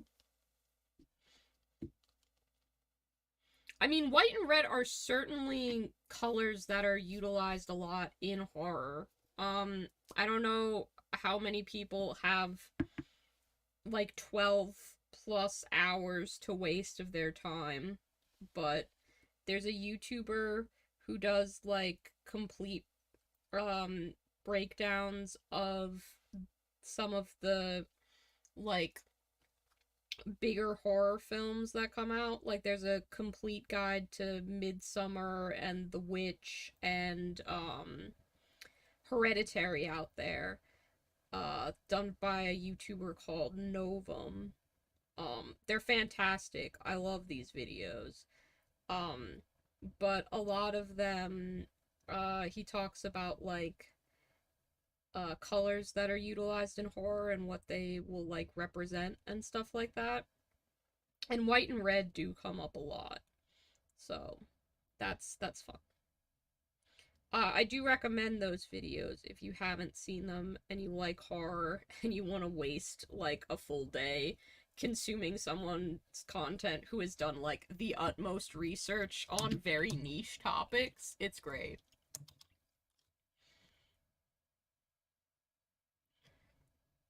Ooh, okay. Blacklight paint for minis sounds cool, Topher.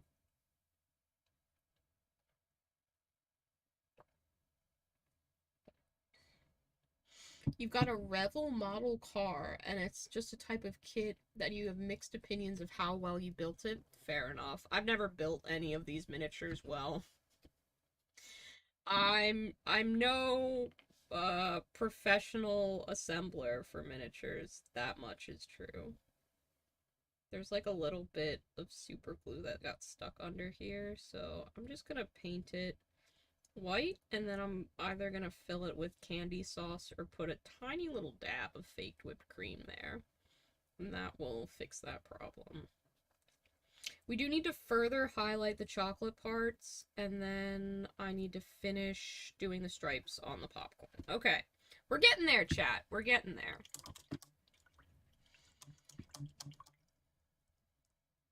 You painted the tally man with a red hood and red books, and your brain is screaming that he's just Santa. Okay, the picture's in the hobby desk section of my Discord. Let's go there. Doo, doo, doo. Oh, yeah. You know, it is kind of given Santa. There is a Santa element that I think is inevitable with a red kind of like Father Christmas ass hood like that. Hopefully like some weathering or you know, some grime if you're going for that kind of look will help take that away from the Santa realm. I'm not really a Death Guard person. I don't like anything Nurgle adjacent really, so I would not be the best to advise in these matters.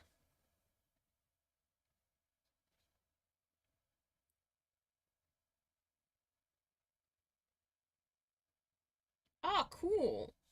Tau proxies are fun. I still have a ton of tau lying around that I should really finish painting someday, but sometimes you move on to other projects and it's difficult to get back to the ones that you have lying around.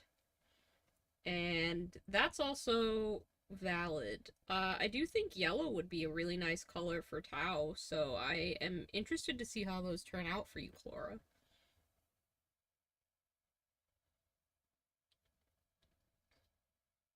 You said you came here from the Goobertown server, I think. So if you end up posting them there, you should tag me so that I can see them. I'd like to see how those Tau turn out. Everybody's gotta know Goobertown Brent by now. That's where I made a lot of my hobby friends, in the Goobertown server. That's a good place to be.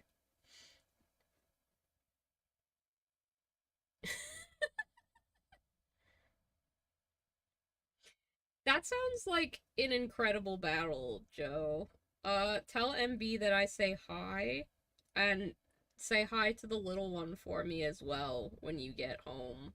I hope that all is well there. I think that it is. There's been no like posts or anything from you guys that would suggest otherwise, but I hope that you're all happy and safe and all that, you know, friendly shit that you're supposed to well wish people. It always makes it feel like when I say, "Man, I hope you guys are doing well." Like my brain is like, "Oh, so you don't think they're doing well?" And I'm like, "No, I assume that everybody's okay." But I have like it feels like such aggressive phrasing to me sometimes, so that's the excess clarification on a completely normal statement that I've made today.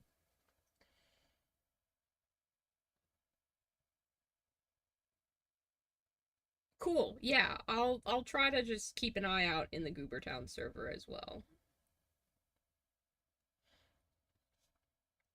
Oh yeah, highlighting him here kind of makes it look like he has a mustache, so I'm gonna try and de-mustachify that. Hopefully that will not make it more mustache. It made it more mustached.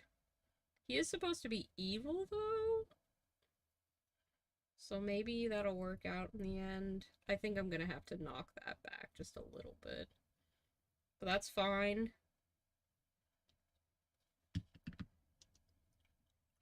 He just has like a very like Grinch slash Who adjacent face, so towing that line is a little difficult. All right, get some sleep. Thanks for being here. Was happy to have you. Go get some rest. I have no idea how long I'm going to be streaming for. It's been almost 2 hours, but I am trying to finish up this guy, so we still got a little ways to go.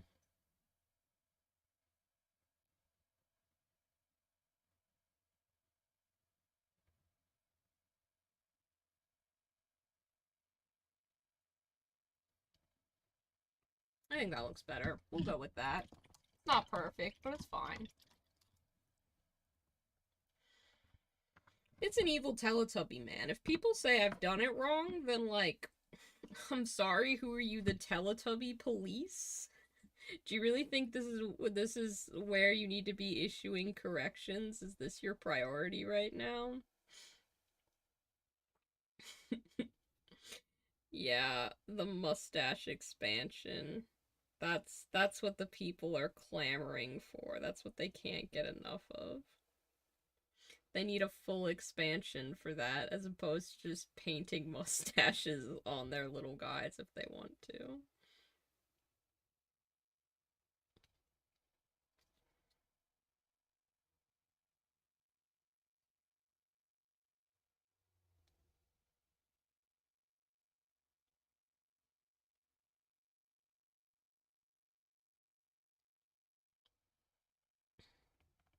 Now we're just gonna do the stripes on the popcorn. Again, I think I keep pulling this away to do freehand, which is not helpful for you, the viewer, seeing me doing the activity. I swear I try to keep things in focus on camera, but oh well. Look, if you wanted a competent streamer, there are surely others you could have watched. You chose this. You knew what you I mean most of you anyway knew what you were getting into.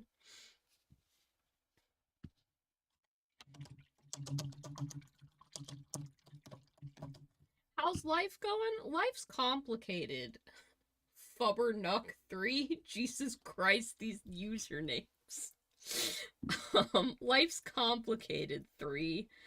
But it is good overall. Um, I've certainly had some weeks that have not been the best.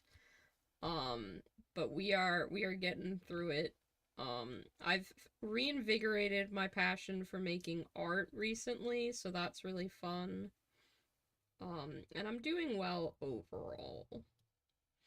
It's just kind of like, I mean, we're not going to talk about them because they're scary, but like, obviously, current events are a little out of control. 2025 kind of saw all that went wrong in 2024 and was like, hold my beer. So, it has kind of popped off in a bad way these past 12 days. Hasn't even been a full fortnight of 2025 yet, but we're certainly getting some things happening. So like small scale, my life is going okay. Day to day, I'm able to retain my sanity. I'm doing my little art projects. I'm hanging out. But like the world's full of fear and anxiety right now, and my ability to fight that off weakens day by day. Okay, cool. But I'm happy to be back to streaming. I think like last time I was streaming and before, I did say that I would only like do stuff like this if I wanted to. I don't do this for a job. This is not by any means like an attempt to gain an income or anything like that. I just do this because it's fun and I like doing it. So it's nice to feel the desire to stream again. That's nice to have come back.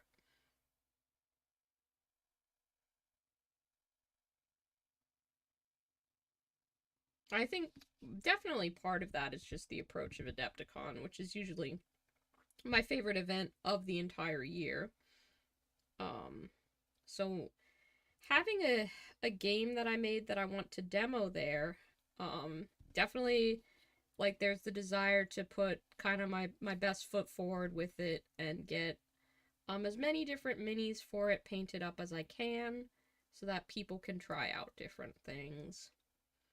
Um, and I want to have a bunch of different like models that people can choose to be on their team. And I have a few of those. Probably, I definitely have enough to run whatever I would want to run. But I just like painting candy guys, so making more food guys is always going to be fun and a priority. But I think we've gotten this guy to a point where we can start adding all the stupid details to him. I've got my bag of fake whipped cream here and a topper for it that's definitely got like dried. Oh, no, that's still liquid. It's got contents in it that I used yesterday to make the base for the ginger snapdragon. So we'll try and get some of that cleared out. But likely what will happen is I will just switch to a different piping tip because I have a ton of them thrown in here. Yep. Let's see what we got. Big star. We'll do big star. probably turn out okay. Ugh, and then we'll find something in my big bag of decorations to use for his back spikes. If anyone ever wondered how my sculpting tools get so crusty, it's definitely because I use them with all kinds of unconventional materials. Ugh, but it's fun. This is always the good part. Apologies for the bag sounds, but I think we're gonna use these little guys and kind of stick them down, because I think I can find pink and white ones, which is really exciting.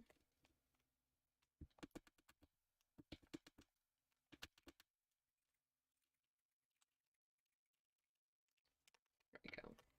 The cork for that, by the way, went flying somewhere into the stratosphere. Oh, no, it actually just landed on my leg. Found it. Okay. So what we're going to try and do is get, like, a nice line right down his back. And then kind of, like, stick these into it to look like little ridges or dragon scales or something like that, because I think it'll be fun.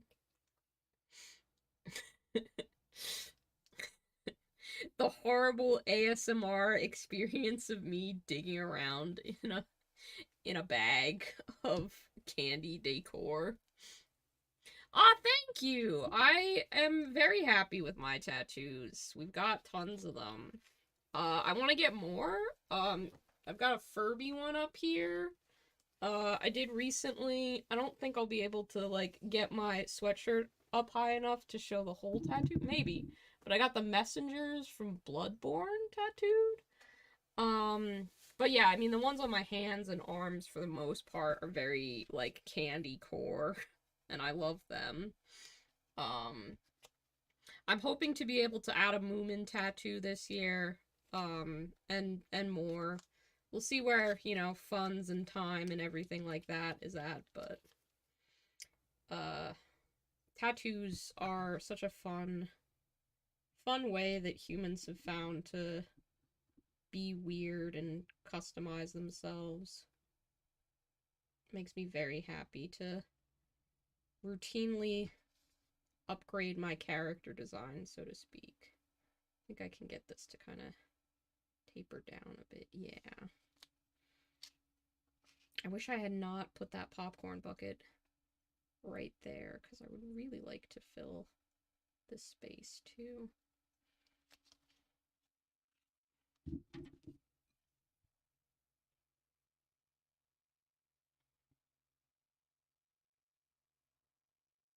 Mm-hmm.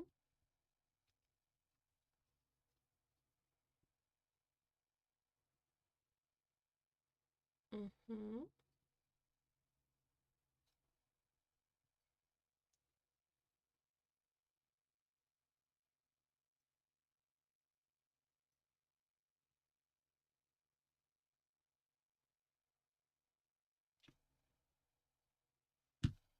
Okay. I was holding that icing bag in my mouth, which is why I wasn't speaking. But I think that'll do.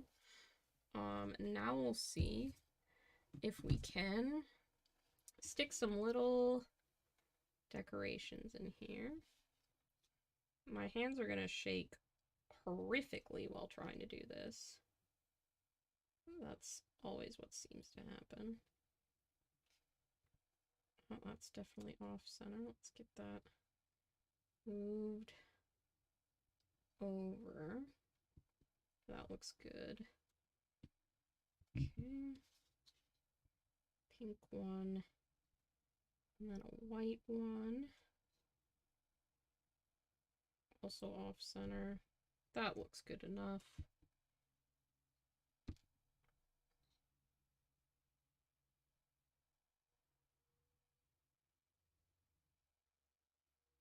I hope this doesn't look, like, shitty in the end. I'm worried about that.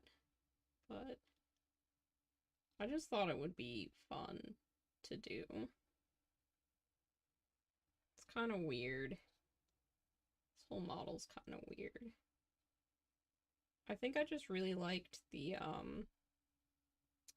the sort of gumdrops that were sculpted along the back ridge of the dragon that I was painting yesterday. So that's probably why I wanted to go with this. Okay. Okay. Yeah. Can put a little one up here. That's not the same color. Let's put this one up here instead. We don't have another white one, so it has to be pink.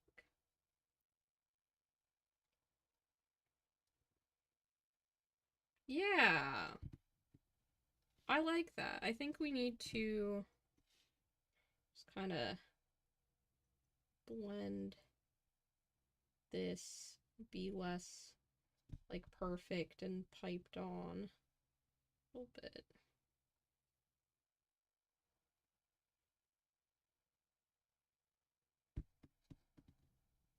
So it looks a little bit more. I'm gonna get that guy just that.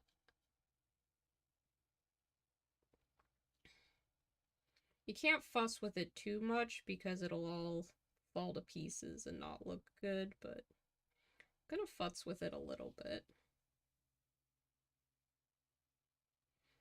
This clay will really, like it's air whipped clay that is the medium for this,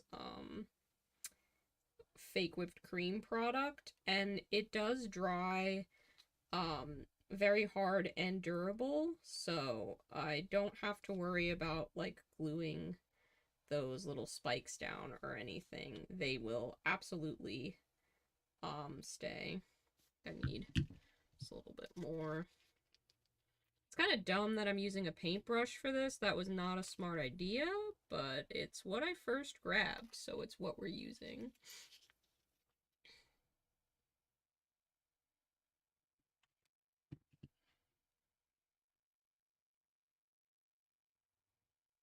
I love my tattoo artist because anytime I bring her like an idea or something, she's like, "Oh yeah, I get to do a fun one today." Um, she's like, "Yes, I got a good grade in being a tattoo buyer, you know?" It's just like obviously tattoo artists are gonna do whatever the client like asks for that is within reason and possible to tattoo. But it's nice when you can find someone who's like kind of on the same page as you and likes doing like the super colorful stuff. I want to just give him a little bit of whipped cream like right under his hat because I think it'll be cute. I'm worried this is gonna come out like shit, but I can always scrape it off if I don't like it.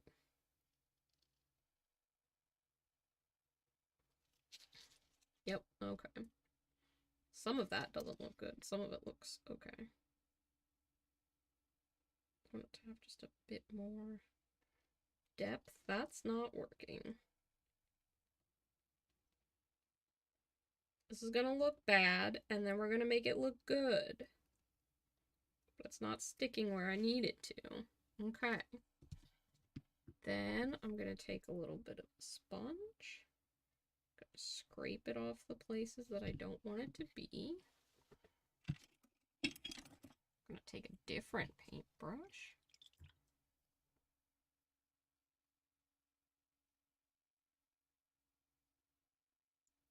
Get it off all the places I don't want it to be. There we go.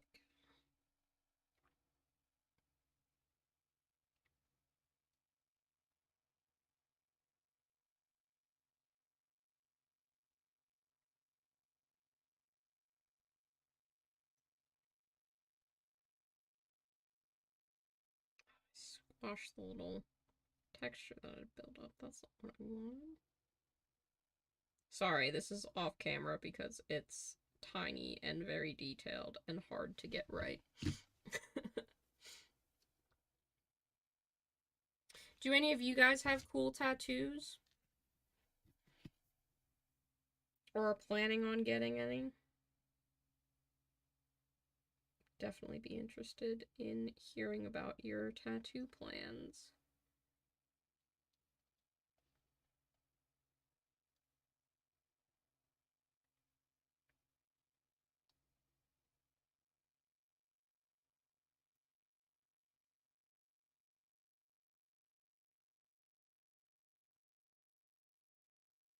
think a Moomin one is what I want to get next. I'd also like to get a Neopets tattoo at some point in time. And I've been thinking about getting a Snack 28 tattoo, which feels a bit vain because it's my own game that I made, but you know, why not? You want an Onk tattoo? That's a classic. Nice. I've seen a lot of people have very cool Onk tattoos, so I think you will be in good company with that.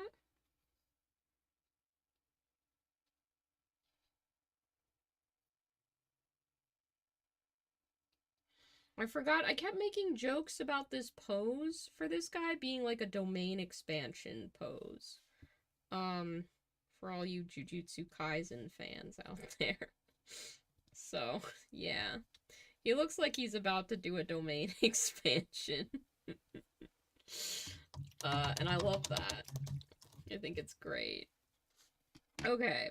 He needs to have all of the clay dry for his back ridges, so that when I pipe in the, like, ground and stuff, that doesn't get messed up. So he's done for now. I'm gonna set him far to the side where I will not accidentally bump into him. And then I can work on fixing the bases on my other two guys. Hi, Lila! How's it going? Good to see you here.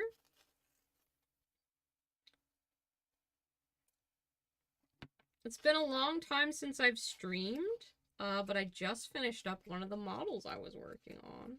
So we get to just quickly do the base on a few. The other ones I have lying around. And slightly clean up from the mess that we've made.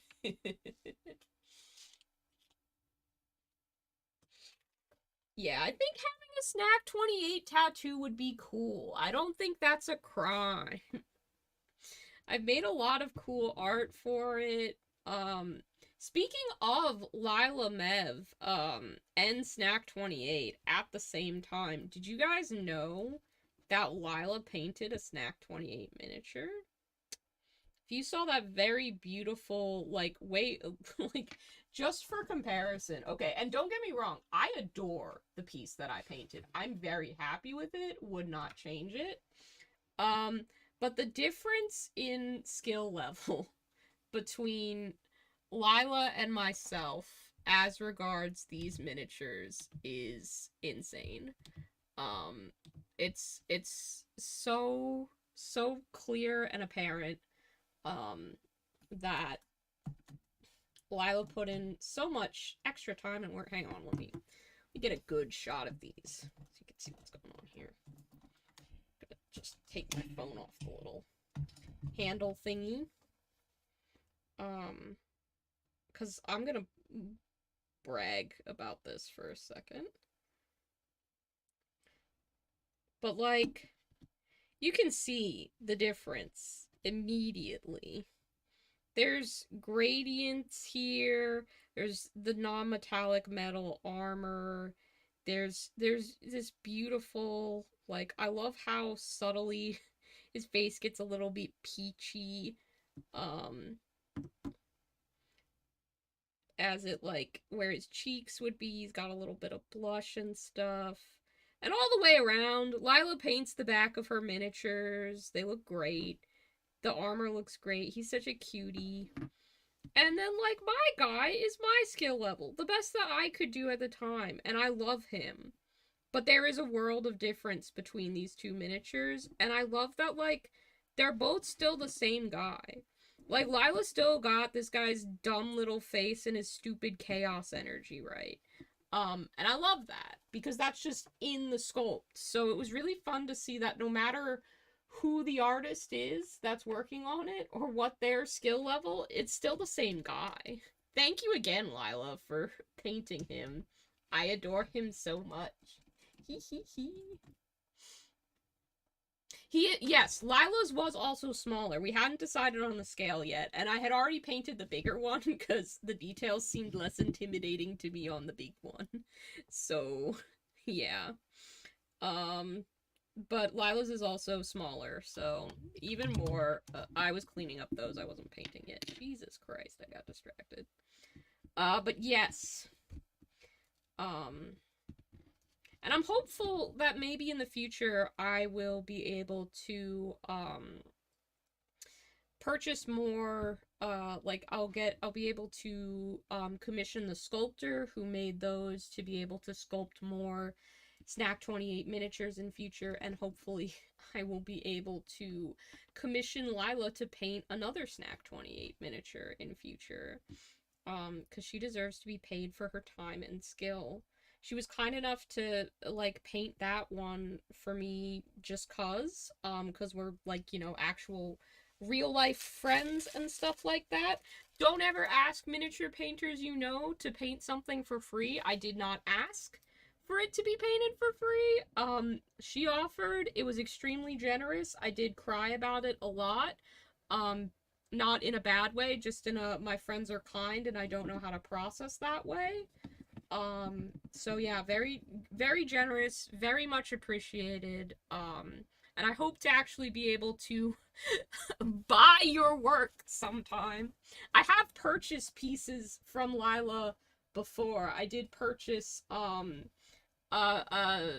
guy that she had painted, and I gave it to one of my real life friends who's a big Lila Mev fan as a either birthday or Christmas gift. I can't remember at this point, but that was fun. I did enjoy making that purchase. I'm looking for a very specific color of paint, and I don't see it because it fell on the floor. So hang on, let me grab that. There we go. Oh my god, Lila, you're too kind.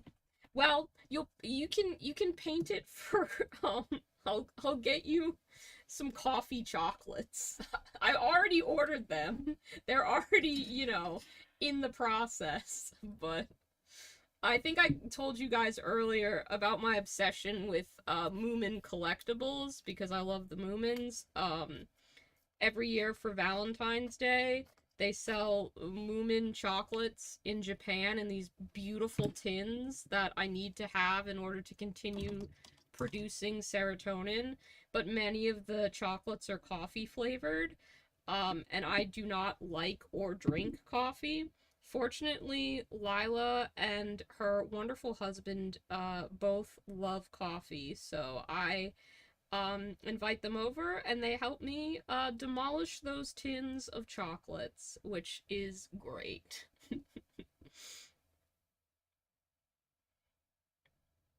Are you entering Resin Beast and or Golden Demon again this year?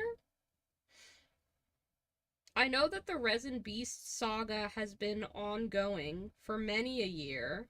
I wanted to see what the prognosis was for 2025. Excellent, good. Glad that that's happening. I haven't started my Golden Demon entry yet. I really should. So, we should maybe hang out sometime in future and both get our asses together to work on our entries. Um because I had been feeling like not I hadn't really done much hobbying or painting in ages, but I feel motivated lately, so hopefully I can finish something in time. I still need to finish assembling him. He's in pieces. Adam put together some of them, but not all of them. And I have to finish assembling him.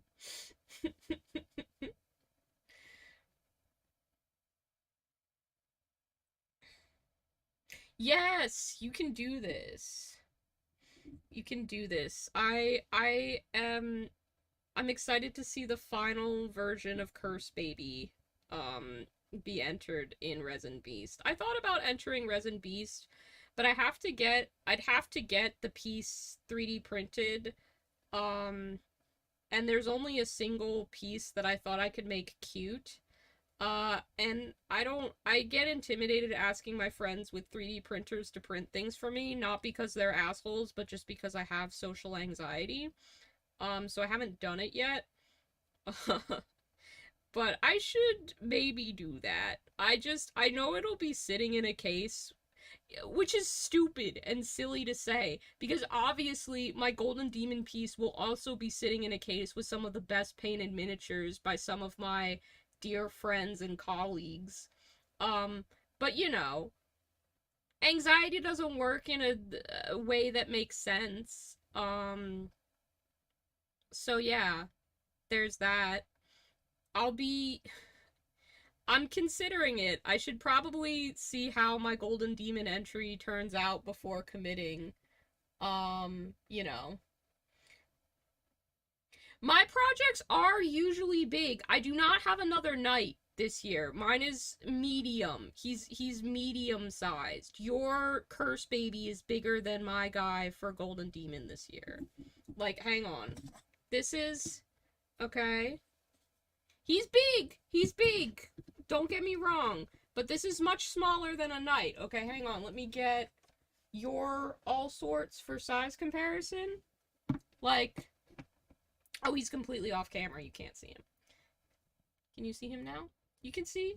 See, that's not that bad. That's not that bad. This is manageable. I can do this. It's got tons of panels for freehand. I just only vaguely have a color scheme in mind, and I don't know if I'll be able to pull it off very well. And yeah, I am scared, but that's fine. I'm usually scared, and I usually turn out to be fine. So, on the subject of Snack 28, when you were doing the model competition last year, I had the idea to make a model of a sweet bun with spidery legs, as I had a boss from the Lost and Limo DLC for, and then it looks like the message cut off. I hope you post part two of that message. Also, thank you for considering entering the Snack 28 Monster Make Off.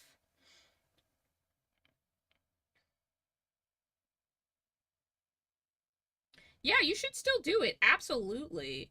I mean, I don't know that I'll be holding another Snack 28 contest or anything like that anytime soon, but I do love seeing people making stuff for Snack 28. I absolutely adore it. It makes me so happy. It was truly some of the best time in my life just looking through Instagram at the Snack 28 Monster Makeoff tag and seeing new things being added every couple of days. So, yes, I still check the tags. I would love to see anything that you make. Yes, it is far, far smaller. Lila, the thing is, unless I'm going like for stuff from Forge World, I have painted every variant of like a regular standard Warhammer Knight. And since the kits cost like 120 bucks, I'm not just gonna buy the same kit and paint it and build it again, if that makes sense.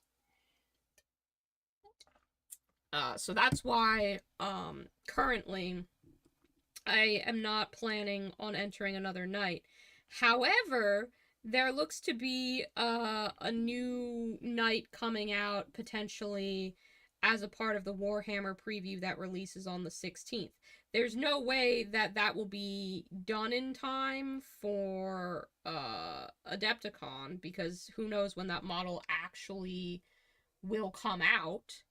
But maybe for 2026 or something like that, I'll have another night to paint.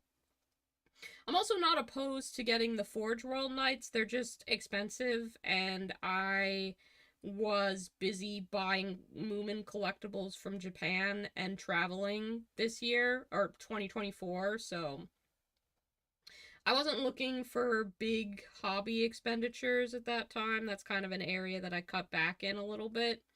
So we'll see how that changes. I'll probably find something at this year's Adepticon to pick up. There's stuff out there. There's tons of stuff out there.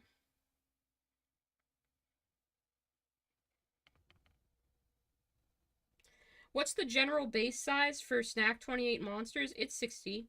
It's a 60 millimeter. That is the base size. Of course, if you want to do something slightly different, Snack 28 is a game that encourages kit bashing and stuff like that. But just based on the scale of the board and the relative size of the miniatures, 60 is the recommended base size.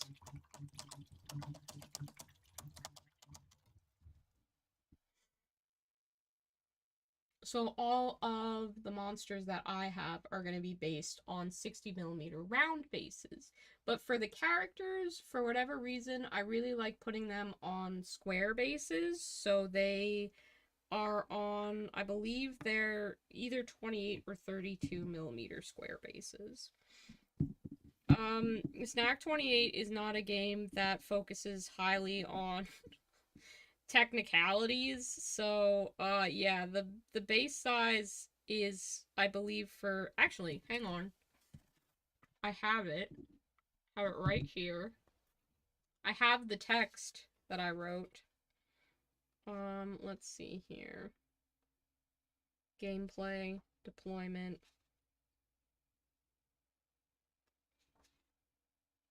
creating your snack. Should have specified this in here somewhere. I definitely did. I just don't know where. Boop, boop, boop.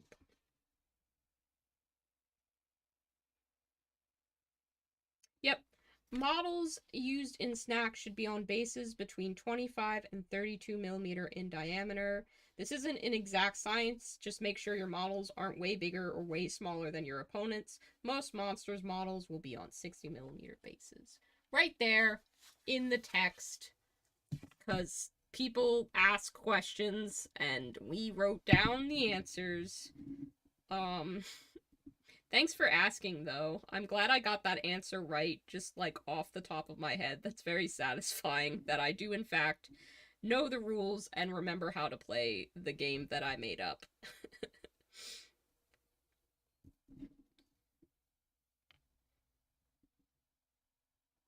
Yeah, make or purchase one. Um, I need to get some more 60 millimeter bases, so I will either have to make or purchase one. I have to make a base for my big knight as well, and have to decide what flavor he's going to be. I have a big mint chocolate chip knight that hasn't been entered in Golden Demon that I could technically enter in Golden Demon, but he was the first knight that I painted before any of the other knights, so he looks worse than any of the other ones. So it would be a downgrade from what I did last year. I don't know if I should just throw him in there so that people like still get to see a big ice cream knight as opposed to like a littler guy, but I feel like I would, like, if I were gonna enter him this year, I would want to add freehand to all of him, and I didn't do that originally, and I feel like preserving that kind of process of how they got better over time is really like important to me. Um like these are the things that I'm most proud of that I've painted. So I don't want to feel compelled to change him. I don't want that pressure. But it does feel uh a little sad that he hasn't gotten to have his moment in the case, his moment in the sun. So I don't know. Maybe I'll bring him along. He won't. None of my stuff is ever gonna place anyway. Like that's the thing, right? It's not ever gonna woo the Warhams judges, but that's fine. I'll never get an official finalist pin, but I have a finalist pin in my heart because so many people like my work. It's fine. Maybe I should just bring him along for shits and giggles. But I don't want people, like... I don't want people to think I got worse at painting, either. If I put him in and he doesn't look as good as last year's knight, you know? Like, what if they think I got worse? Lila, you're really obsessed with that black sticker that I got last year. For the Golden Demon judging, like, sometimes they put different stickers on the tags that mean different things. Um, and mine was, like, the only one in the case to get a black sticker, and so when I went to pick it up, I think Lila was with me, and so she was like, you gotta ask what the sticker means. So I did, and apparently it meant that there was like some debate as to whether or not it should be pulled from the case or disqualified, but they chose not to disqualify it. So I don't really think that makes that big of a difference, but Lila is very much like, it matters. um I don't know. It's fun. I do like meeting people at the Golden Demon case when they see the knights, because the best compliment that I got was from a random guy last year who said, "Yeah, so my wife said I wasn't allowed to come back home if I didn't take a picture of your knight." Like, she, because they had seen the strawberry one the year before, and then I guess they were like, at people's wife or kids ask if there's gonna be another one this year. So that's really cute. I love that. I wouldn't want to disappoint random strangers' wives and children. So maybe I ought to bring the mint one along. Lila, you should come over and I should talk out my anxieties about entering this night in the case and get some advice from you. Like, soft advice, not hardcore critique, but just like yes or no, kind of this would be good or that would be good advice, and maybe maybe make a decision that way.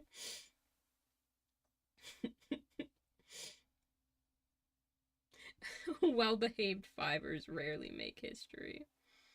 Um, okay. Awesome. Name a day. I don't have anything going on after work. Uh, Tuesday, Monday, and Wednesday. So any of those days would be good this week. You let me know if any of those work for you. Also, I guess technically this evening, but I did actually plan to cook and not make, not order food or go get food. And I know if we hang out, there's like a 60% chance I'll be like, we should just go get food at the burger place that we like in town that we live in. And I don't want to do that. So I'm trying to be better behaved about cooking for myself. All right, Wednesday. Cool. I will see you then. I will put it on my calendar. I love when I get to make plans live on stream so that everybody can hear them. Very cool. Very cool. I'm looking forward to that. I will see you on Wednesday.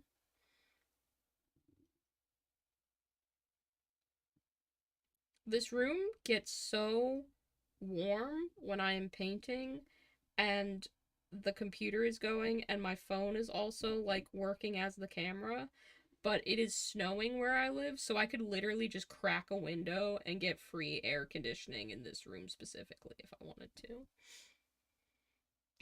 You have to do YouTube today, but Lila, you love YouTube. YouTube is your career. You love algorithms and stuff. By the way, I know that like you aren't always the most apprised of new developments in like Warhammer and stuff like that because you're a painter more than a gamer. I don't know if you've heard about the game Trench Crusade, but like that's supposedly gonna be the next big thing. So I'll talk to you about that on Wednesday as well. I don't know if it's definitely like not your deal. It doesn't have a bunch of badass pretty women in it, but that's probably gonna be one of the new hot things in trending shit.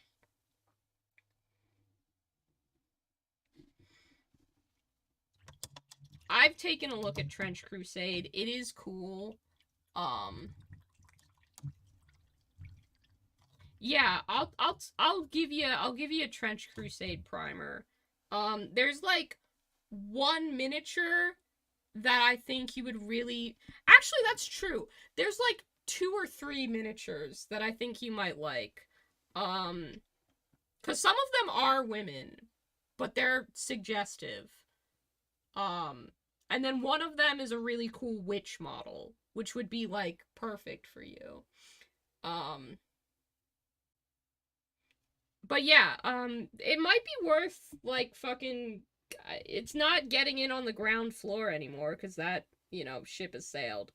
But it's probably worth at least maybe making a video about or something. It's gonna pop off. I mean it already has popped off to some degree. Okay.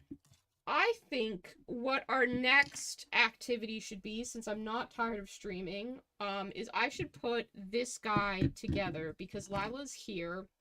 We're talking Golden Demon. That will give me one less excuse to not do it. He has like another arm that I need to cut out. So what I'm gonna do is I'm gonna take 5. I'm gonna do that. It's within my actually wait, hang on. Is this his other arm? Do we just and that goes like that, right? And then there's like there's like a piece here that has to be I'll look at the assembly guide. There's a couple pieces that we need to cut out and assemble. We'll do that so that I don't have any excuse not to prime him and get started. Because we're thinking Golden Demon. Lila's here. It's great. Yeah, the artillery witch is the one that I think Lila either would already like the model of potentially or would do a sick kit bash of. Um but I'm not gonna get off topic. I have to run. I'm gonna take a 5-minute break here to get a new drink, go to the bathroom, stuff like that. So behave yourselves while I'm gone. I will be back soon.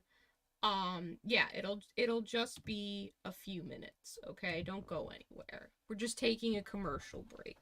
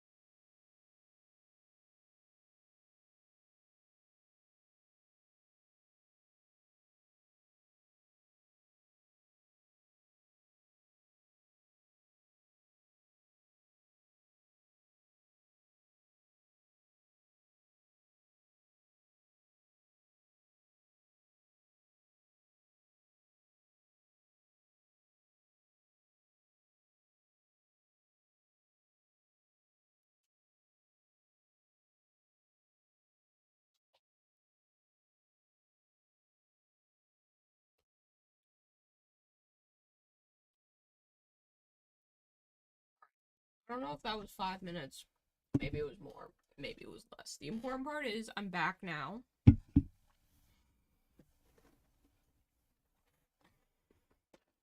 Everybody calm down. I have returned.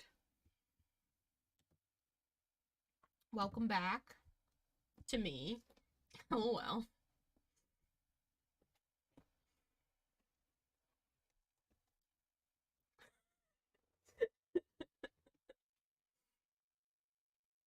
Yeah, Lila, if you Google, like, Trench Crusade Artillery Witch, you'll probably see either the concept art or the model itself. And I think you'll agree that she's pretty sick.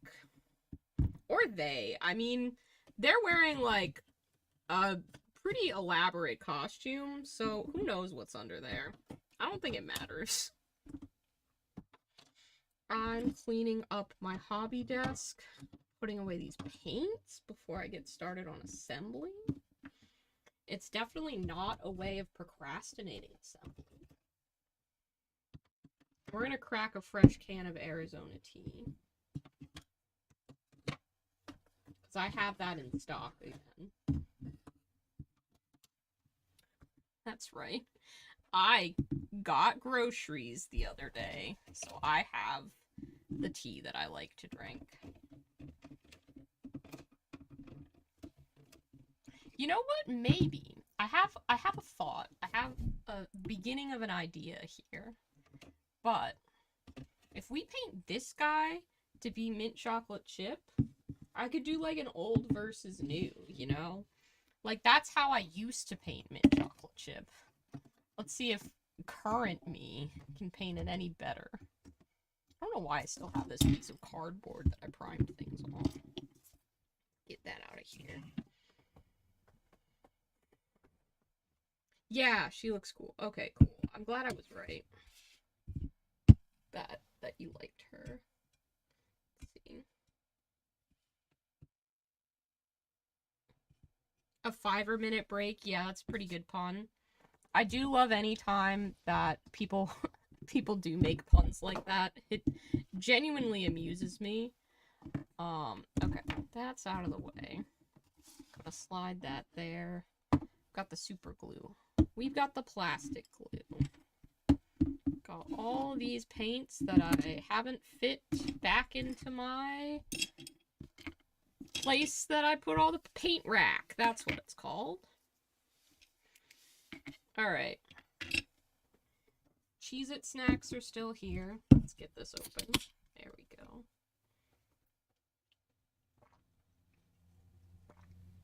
Delicious.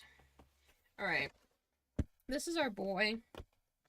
The Thanatar Kavas Siege Automata. I don't know. This guy. I think we need to find this snaky thingy of bullets. Because I don't think that's attached. So we gotta find our bullet snaky thingy. So we can build this guy. Oh, I had all my notes on this little page for Adam as he was putting it together. That's really cute. I love that I did that. Okay. Let's see.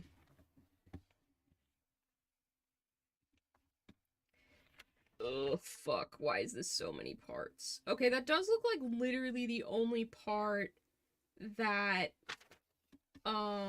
didn't get attached. So, it looks like we have an arm to put in here. We can pose that however we want. I probably will only, like, blue tack the torso so that I have room to get in for all the freehand. But we definitely need... And, like, I don't think I have to attach this. Is anything attached to it around the back? No, that goes into this big chunky thing. So I can leave this part off, which is great because that will not get in the way. So I think really the only things that we have to do is glue in the arms and build this snake made out of bullets. I'm sure that there's a real term for that, but I don't know what it is. So we're gonna we're gonna build that today. Hobby clippers. We need pieces 88 and 89. I hate assembly. It's the worst thing.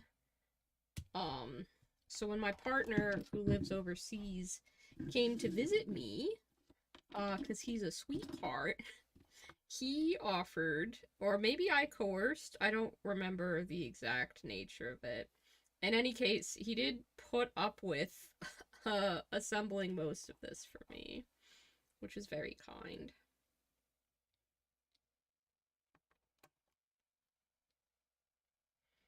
But you know, we had other stuff to do. We had activities, we had places to go. So, understandable that that wasn't completely finished. Okay, that fits in like that, apparently. Fair enough. Bandolier. That sounds a lot more like what that probably is. Bandolier sounds probably correct.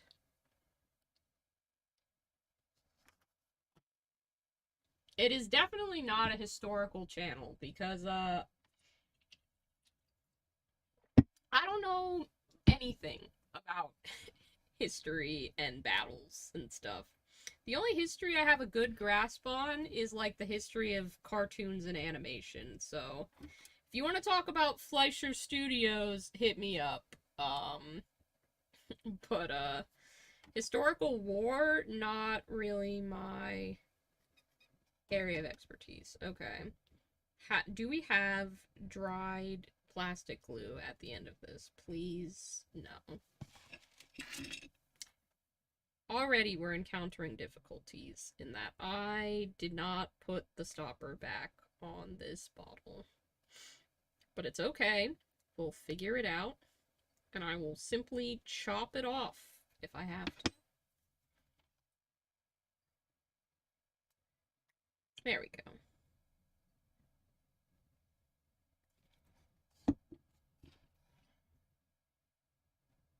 It's easier to assemble and talk because a lot of assembly is holding two pieces together until the glue has dried. So we'll be able to read chat a bit better. Oh yeah, running out of glue sucks. It's like, man, I was gonna do the part of the project that I didn't want to do, and now it's like, well, guess I can't do that. Hopefully I remember to come back to it at some point.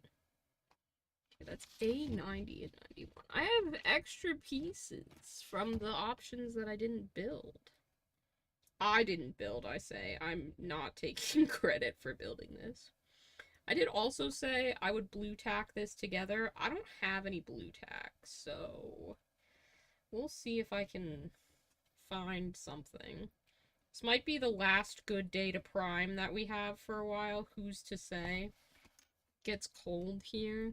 It stopped snowing when I looked out the window as I was grabbing a drink earlier, so see. Although I can prime in my basement if I really want to. It's unfinished, so who gives a shit?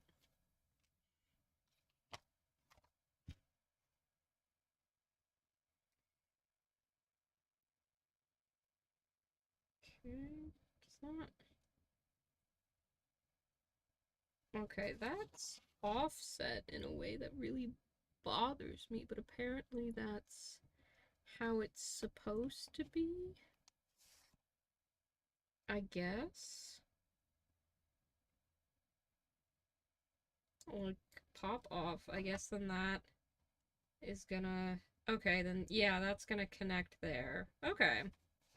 I see what's happening. I don't know if I like it, but I understand it, and that's good enough.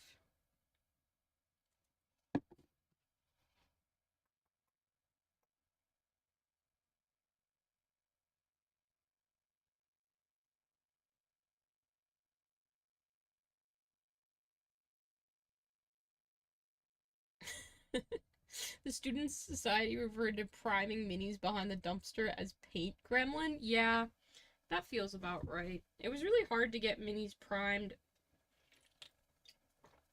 before I had a house with like a yard when I was just living in an apartment complex, because it was like I don't really think they're gonna appreciate me priming minis on like the porch or something like that. Didn't stop it from getting done, mind you. I just doubted that they would appreciate it. That landlady sucked anyway, though, so glad I don't live there anymore.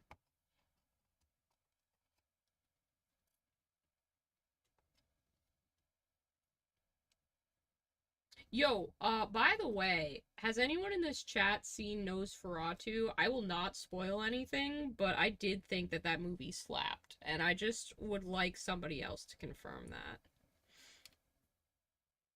I think the popular opinion is that it slapped, and that's great, because usually I end up contrary to popular opinion, and I'm stuck in this zone of like, oh, Fives doesn't like anything that's popular, and it's like, no, I don't not like it because it's popular, I just have shitty, impossible standards. Oh, you should go see it, it's good.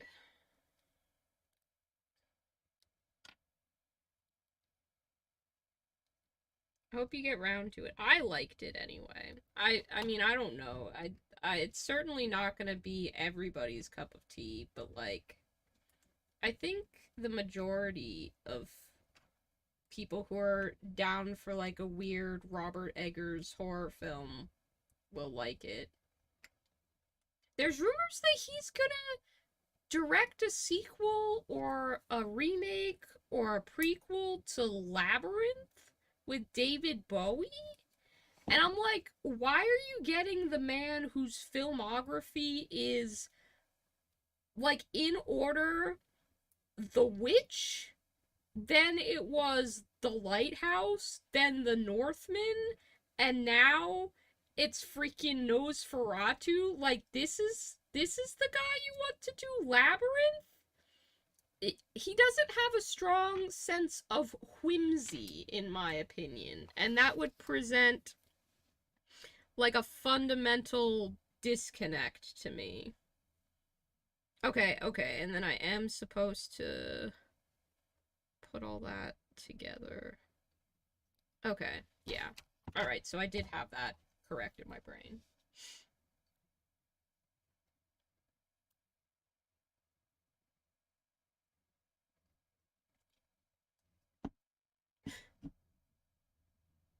I wanted to get the popcorn coffin, but the theater that I went to didn't have them, so no popcorn coffin for me.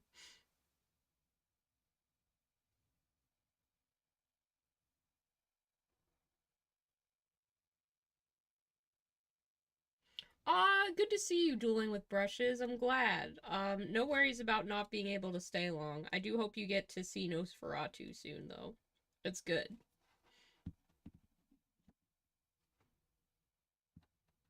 Yeah, I mean, I don't think Robert Eggers isn't doing the kind of movies that he wants to do. Like, um, no, I just mean I don't mean Tom Hiddleston. I just mean that the film, like the film that they want to make is Labyrinth with David Bowie, not Pan's Labyrinth, which is a different film. Obviously David Bowie is dead and would not be resurrected for this remake. As far as I'm aware, Robert Eggers does not have the power to resurrect the dead. Um, you know, I haven't been briefed on his abilities, but as far as I know, he doesn't have the ability to resurrect the dead. So, we'll see. No, I don't want to CGI David Bowie. I don't like that shit. When they're dead, they're dead. You know, everybody's time comes at some point. You can't You can't live and make movies forever, as sad as that is. But, no, I definitely don't want CGI, undead David Bowie. That's no AI Bowie for me, please. Okay. Now I need to figure out the exact right position to get this onto so that it stays there, but then also connects with this arm doohickey. And I feel like that's gonna be a little bit tricky. I hate stuff like this. It's like a complicated two-handed weapon. You know how sometimes they have those and they just live to piss you off? Okay, that's actually not bad to glue half in here and then get that. Yeah, I think I'm gonna do that. I think I'm gonna do that instead. I think I'm gonna go off book in terms of how to assemble this. And if it fucks it up, then it's my own fault.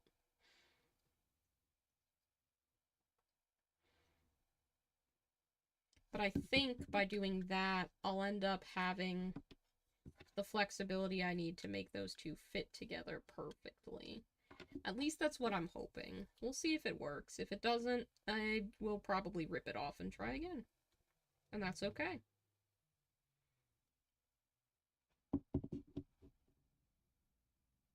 No, I was not referencing the AI remake. Just that there are rumors that the director, Robert Eggers, was in talks with the Henson conglomerate studio higher ups, whatever wording is most appropriate for them, to do a remake or sequel. Again, unsure of what the nature exactly is, but a project, I suppose.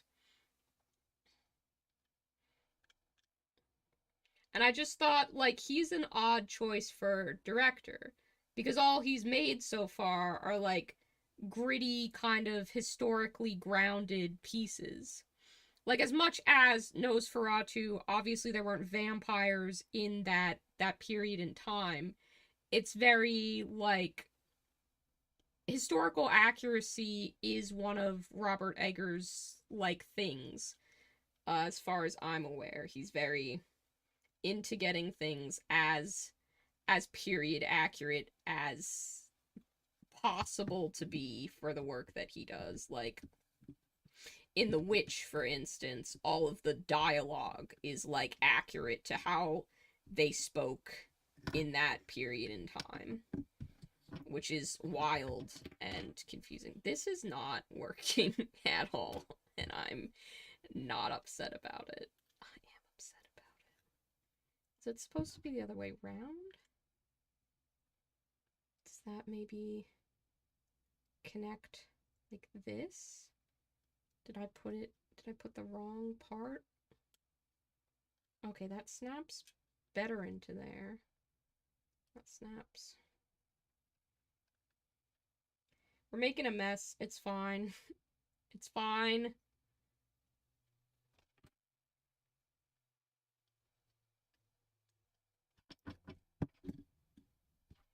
It's fine. I'm telling that to myself more so than to you, I'll be honest. Okay, yeah. I had the wrong pieces in the wrong area. Okay, so that needs to be filled in here. Get some plastic glue. Get a little dab of plastic glue on here.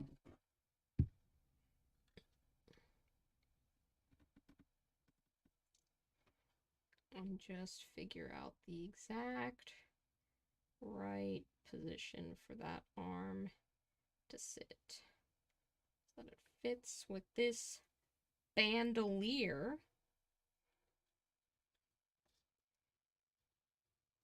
Sits nicely in there. Come on now. Just let me get the right angle on these things, please. I knew this was gonna be a bitch. I knew it. I absolutely knew it. That feels correct. I just need to keep everything in this exact position until the glue sets. We found it. We found it.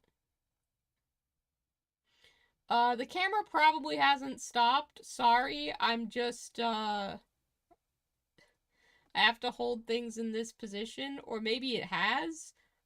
Sorry if it did die. Uh, it might have. I don't know, but holding everything here, I have to do it to, um, make sure this assembly actually happens. So, apologies. Um, I'm staying in the exact same position. So even if the camera is frozen, I'm not doing anything interesting except desperately trying to hold this model together. Which seems to have set. Okay, let me fix the camera. Give me a second here.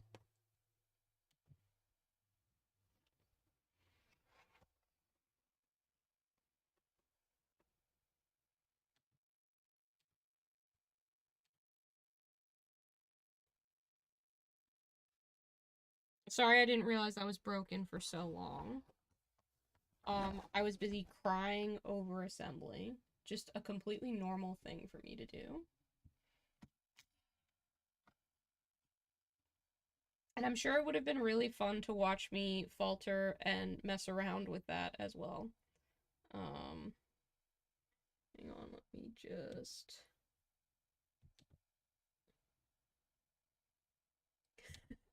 Chaos, indeed. Okay, hang on, hang on. Everybody hold your metaphorical horses. Are we back? I think we're back. Okay, cool. We are so back, chat. Excellent.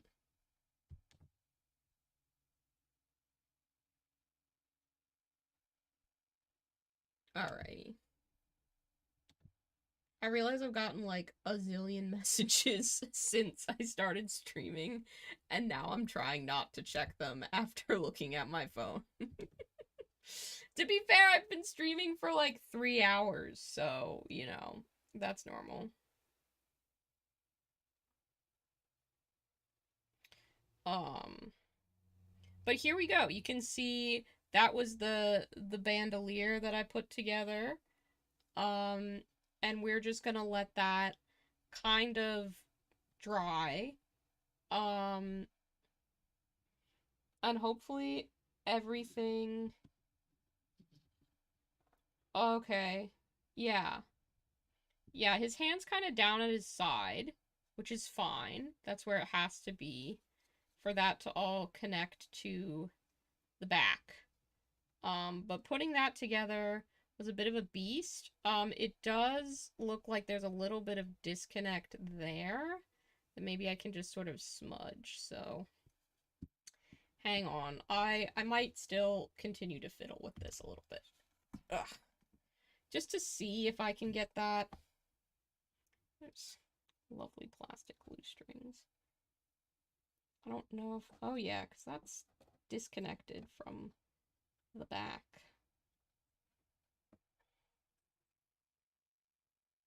I thought we had gotten it, chat. I really did. But that had fully broken away from the back that it was supposed to be attached to, which couldn't possibly be the right assembly.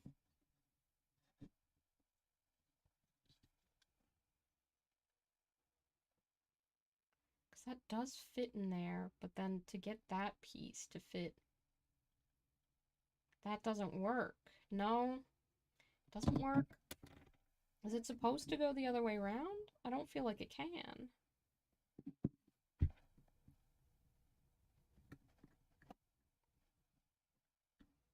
Yeah, that angle doesn't work. What the fuck? I thought we had it, chat, but we didn't. It's a good thing I double checked, because then there would be a massive freaking gap, and that would not be good. We don't want that. We want this to look nice. It's going in the golden demon gaze. It should look good.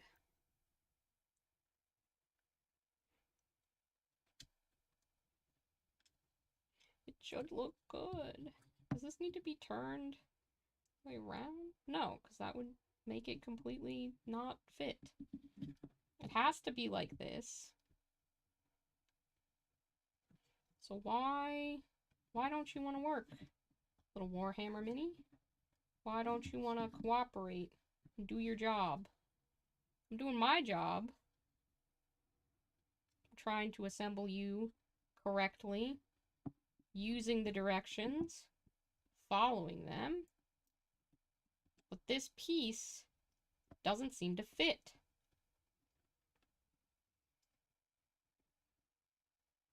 I don't think I can make it fit any other way. Which makes me feel like I put it together wrong. Unfortunately, the plastic glue is starting to melt, which is not good. That's not what we want. We need everything to fit perfectly. Or I suppose I can fill some gaps, but like there's no reason that this shouldn't be a perfect fit.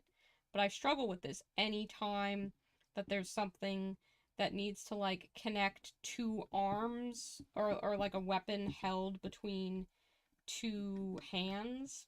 It feels like there's always some perfect orientation that you have to have everything at.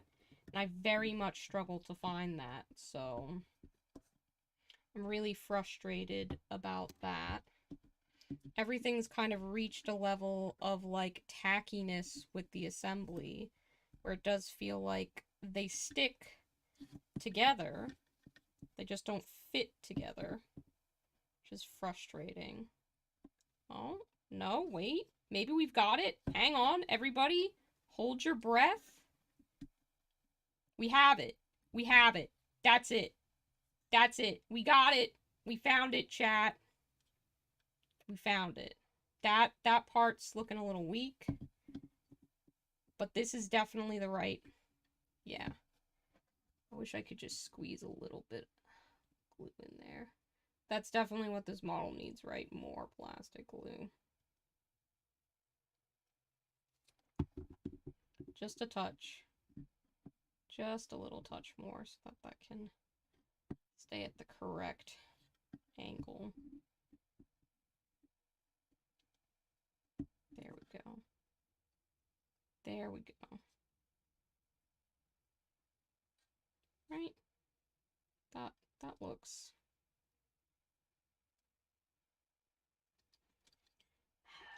No, it's still not right. Why is that not right? It was right 3 seconds ago. Why did it change? Things shifted slightly, I think. Because this arm keeps drooping a little bit. That's what it is. So the arm isn't fixed in the right position. Like, it'll change, and that fucks up everything. Because the arm keeps, like, slipping. That's what's causing so many problems. Oh, dear.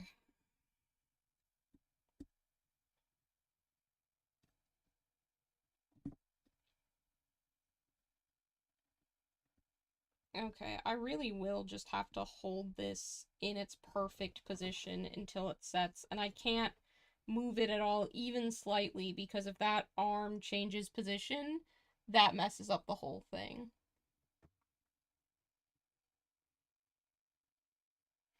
No, it's just a really difficult spot to get everything to stick in.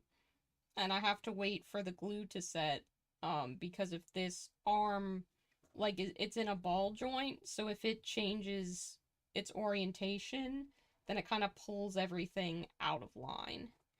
And that was what kept happening, and I didn't realize what was happening, so it kept feeling like it fit together, and then it would change. And that's because it did fit together, and then it did change because the arm would droop because it hadn't fully set in its socket yet. So that's what's happening now.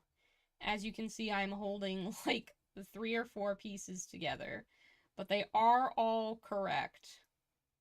So as long as everything dries now, we should be good. But nothing can move, so I just have to hope that my fingers don't fall asleep and I don't get extremely thirsty and have to take a drink before this plastic glue dries to a state where things will not shift around. But it was more complicated than I would have preferred it to be. It's a lot of the models that I work with, unfortunately, are more complicated than I would prefer them to be. This one looks like it's all come together right in the end. And hopefully will not have any problems moving forward. Might have to do a slight gap fill between these pieces because they don't fit as nicely as perhaps an experienced modeler could make them fit, but they're fitting enough for me. But they're really not, because there's that big-ass gap there. Why is that there?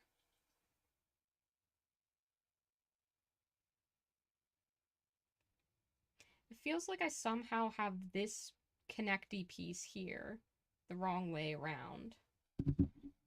Maybe I need to shift it slightly. I'm afraid to break it, but it's supposed to go like that. That can't be right.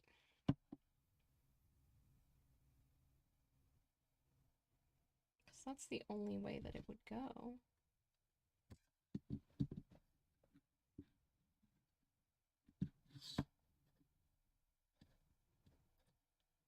Yeah, it just doesn't fit in there as nicely as I would like it to.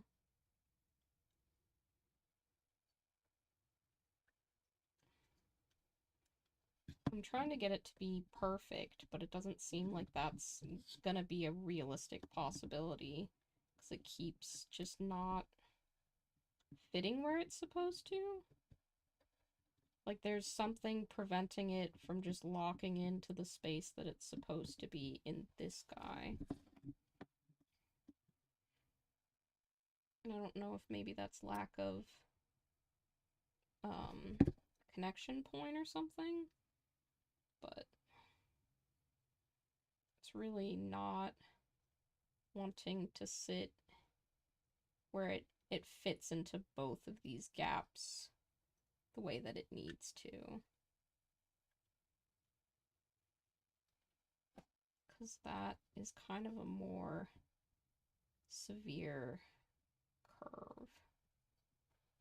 But I don't want it to go out of that box. It really needs to sit in there.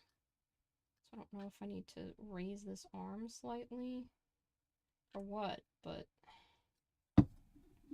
this piece just doesn't fit with this one in a way that is like gap free and connective. It keeps not working perfectly, but it's so close all the time that it's very, very frustrating that it isn't just sitting in there the way that it should.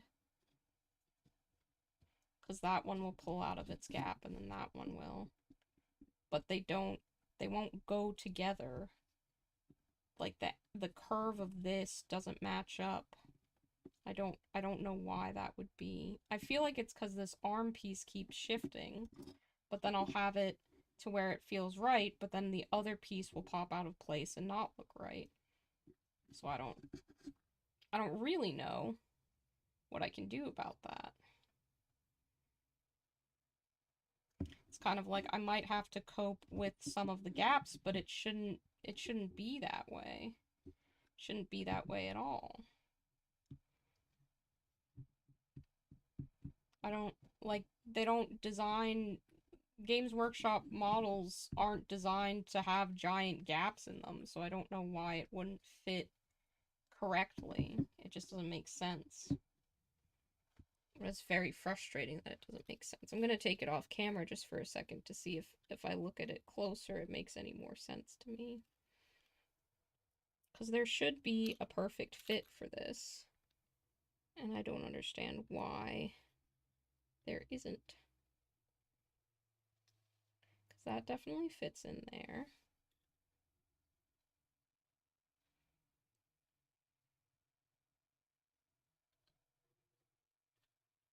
That fits in there.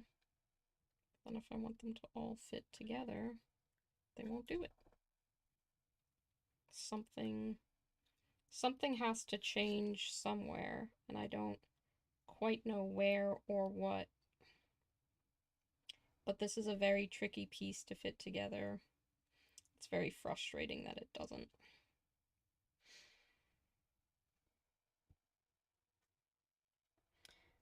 I don't think the box art will help because it doesn't show this piece in like it's a very like edited photo of it. I think that I've just gotten it to the best degree that I can, and I'm gonna have to just deal with it.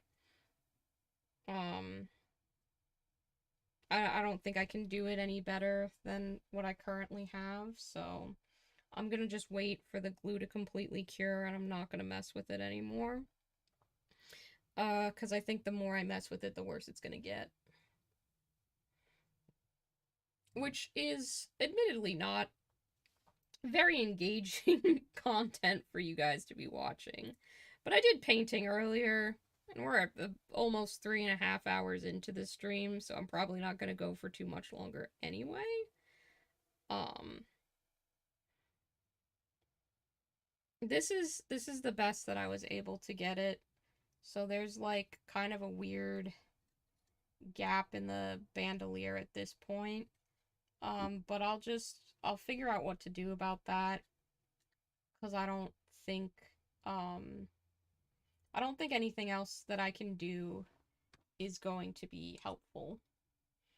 So now I just gotta kind of decide how I'm gonna pose this little arm. And then he's gonna sit on here.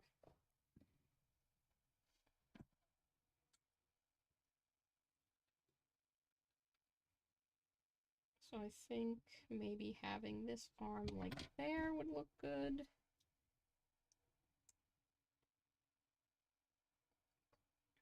There's nothing that's like gonna be in the way, I don't think. So he can do like that.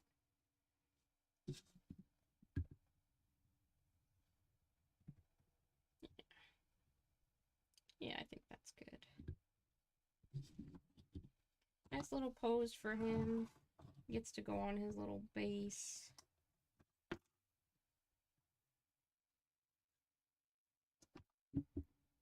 I don't think there's a way that I can place this arm that's gonna really mess with any of the other stuff, so no worries there.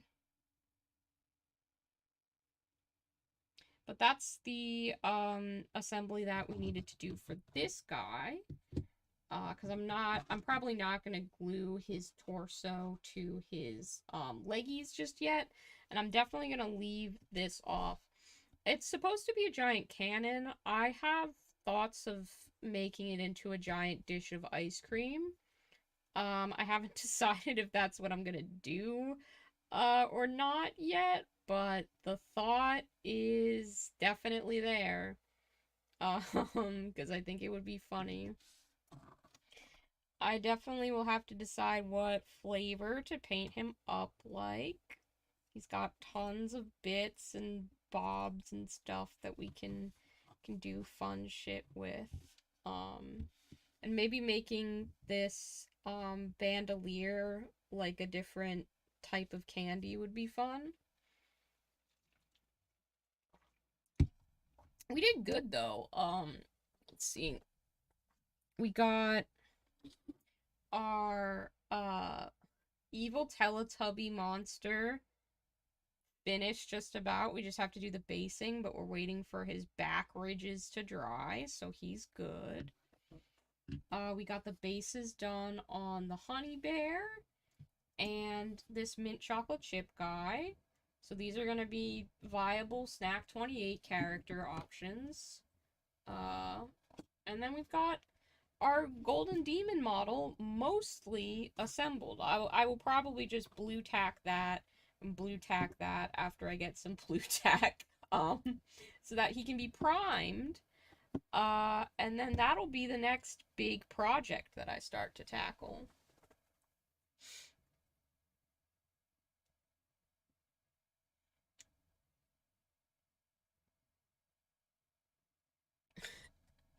I'm not a big Sisters of Battle fan, so I probably won't do any Candy Sisters of Battle, but if you tackle that, I would love to see it. That sounds really cool.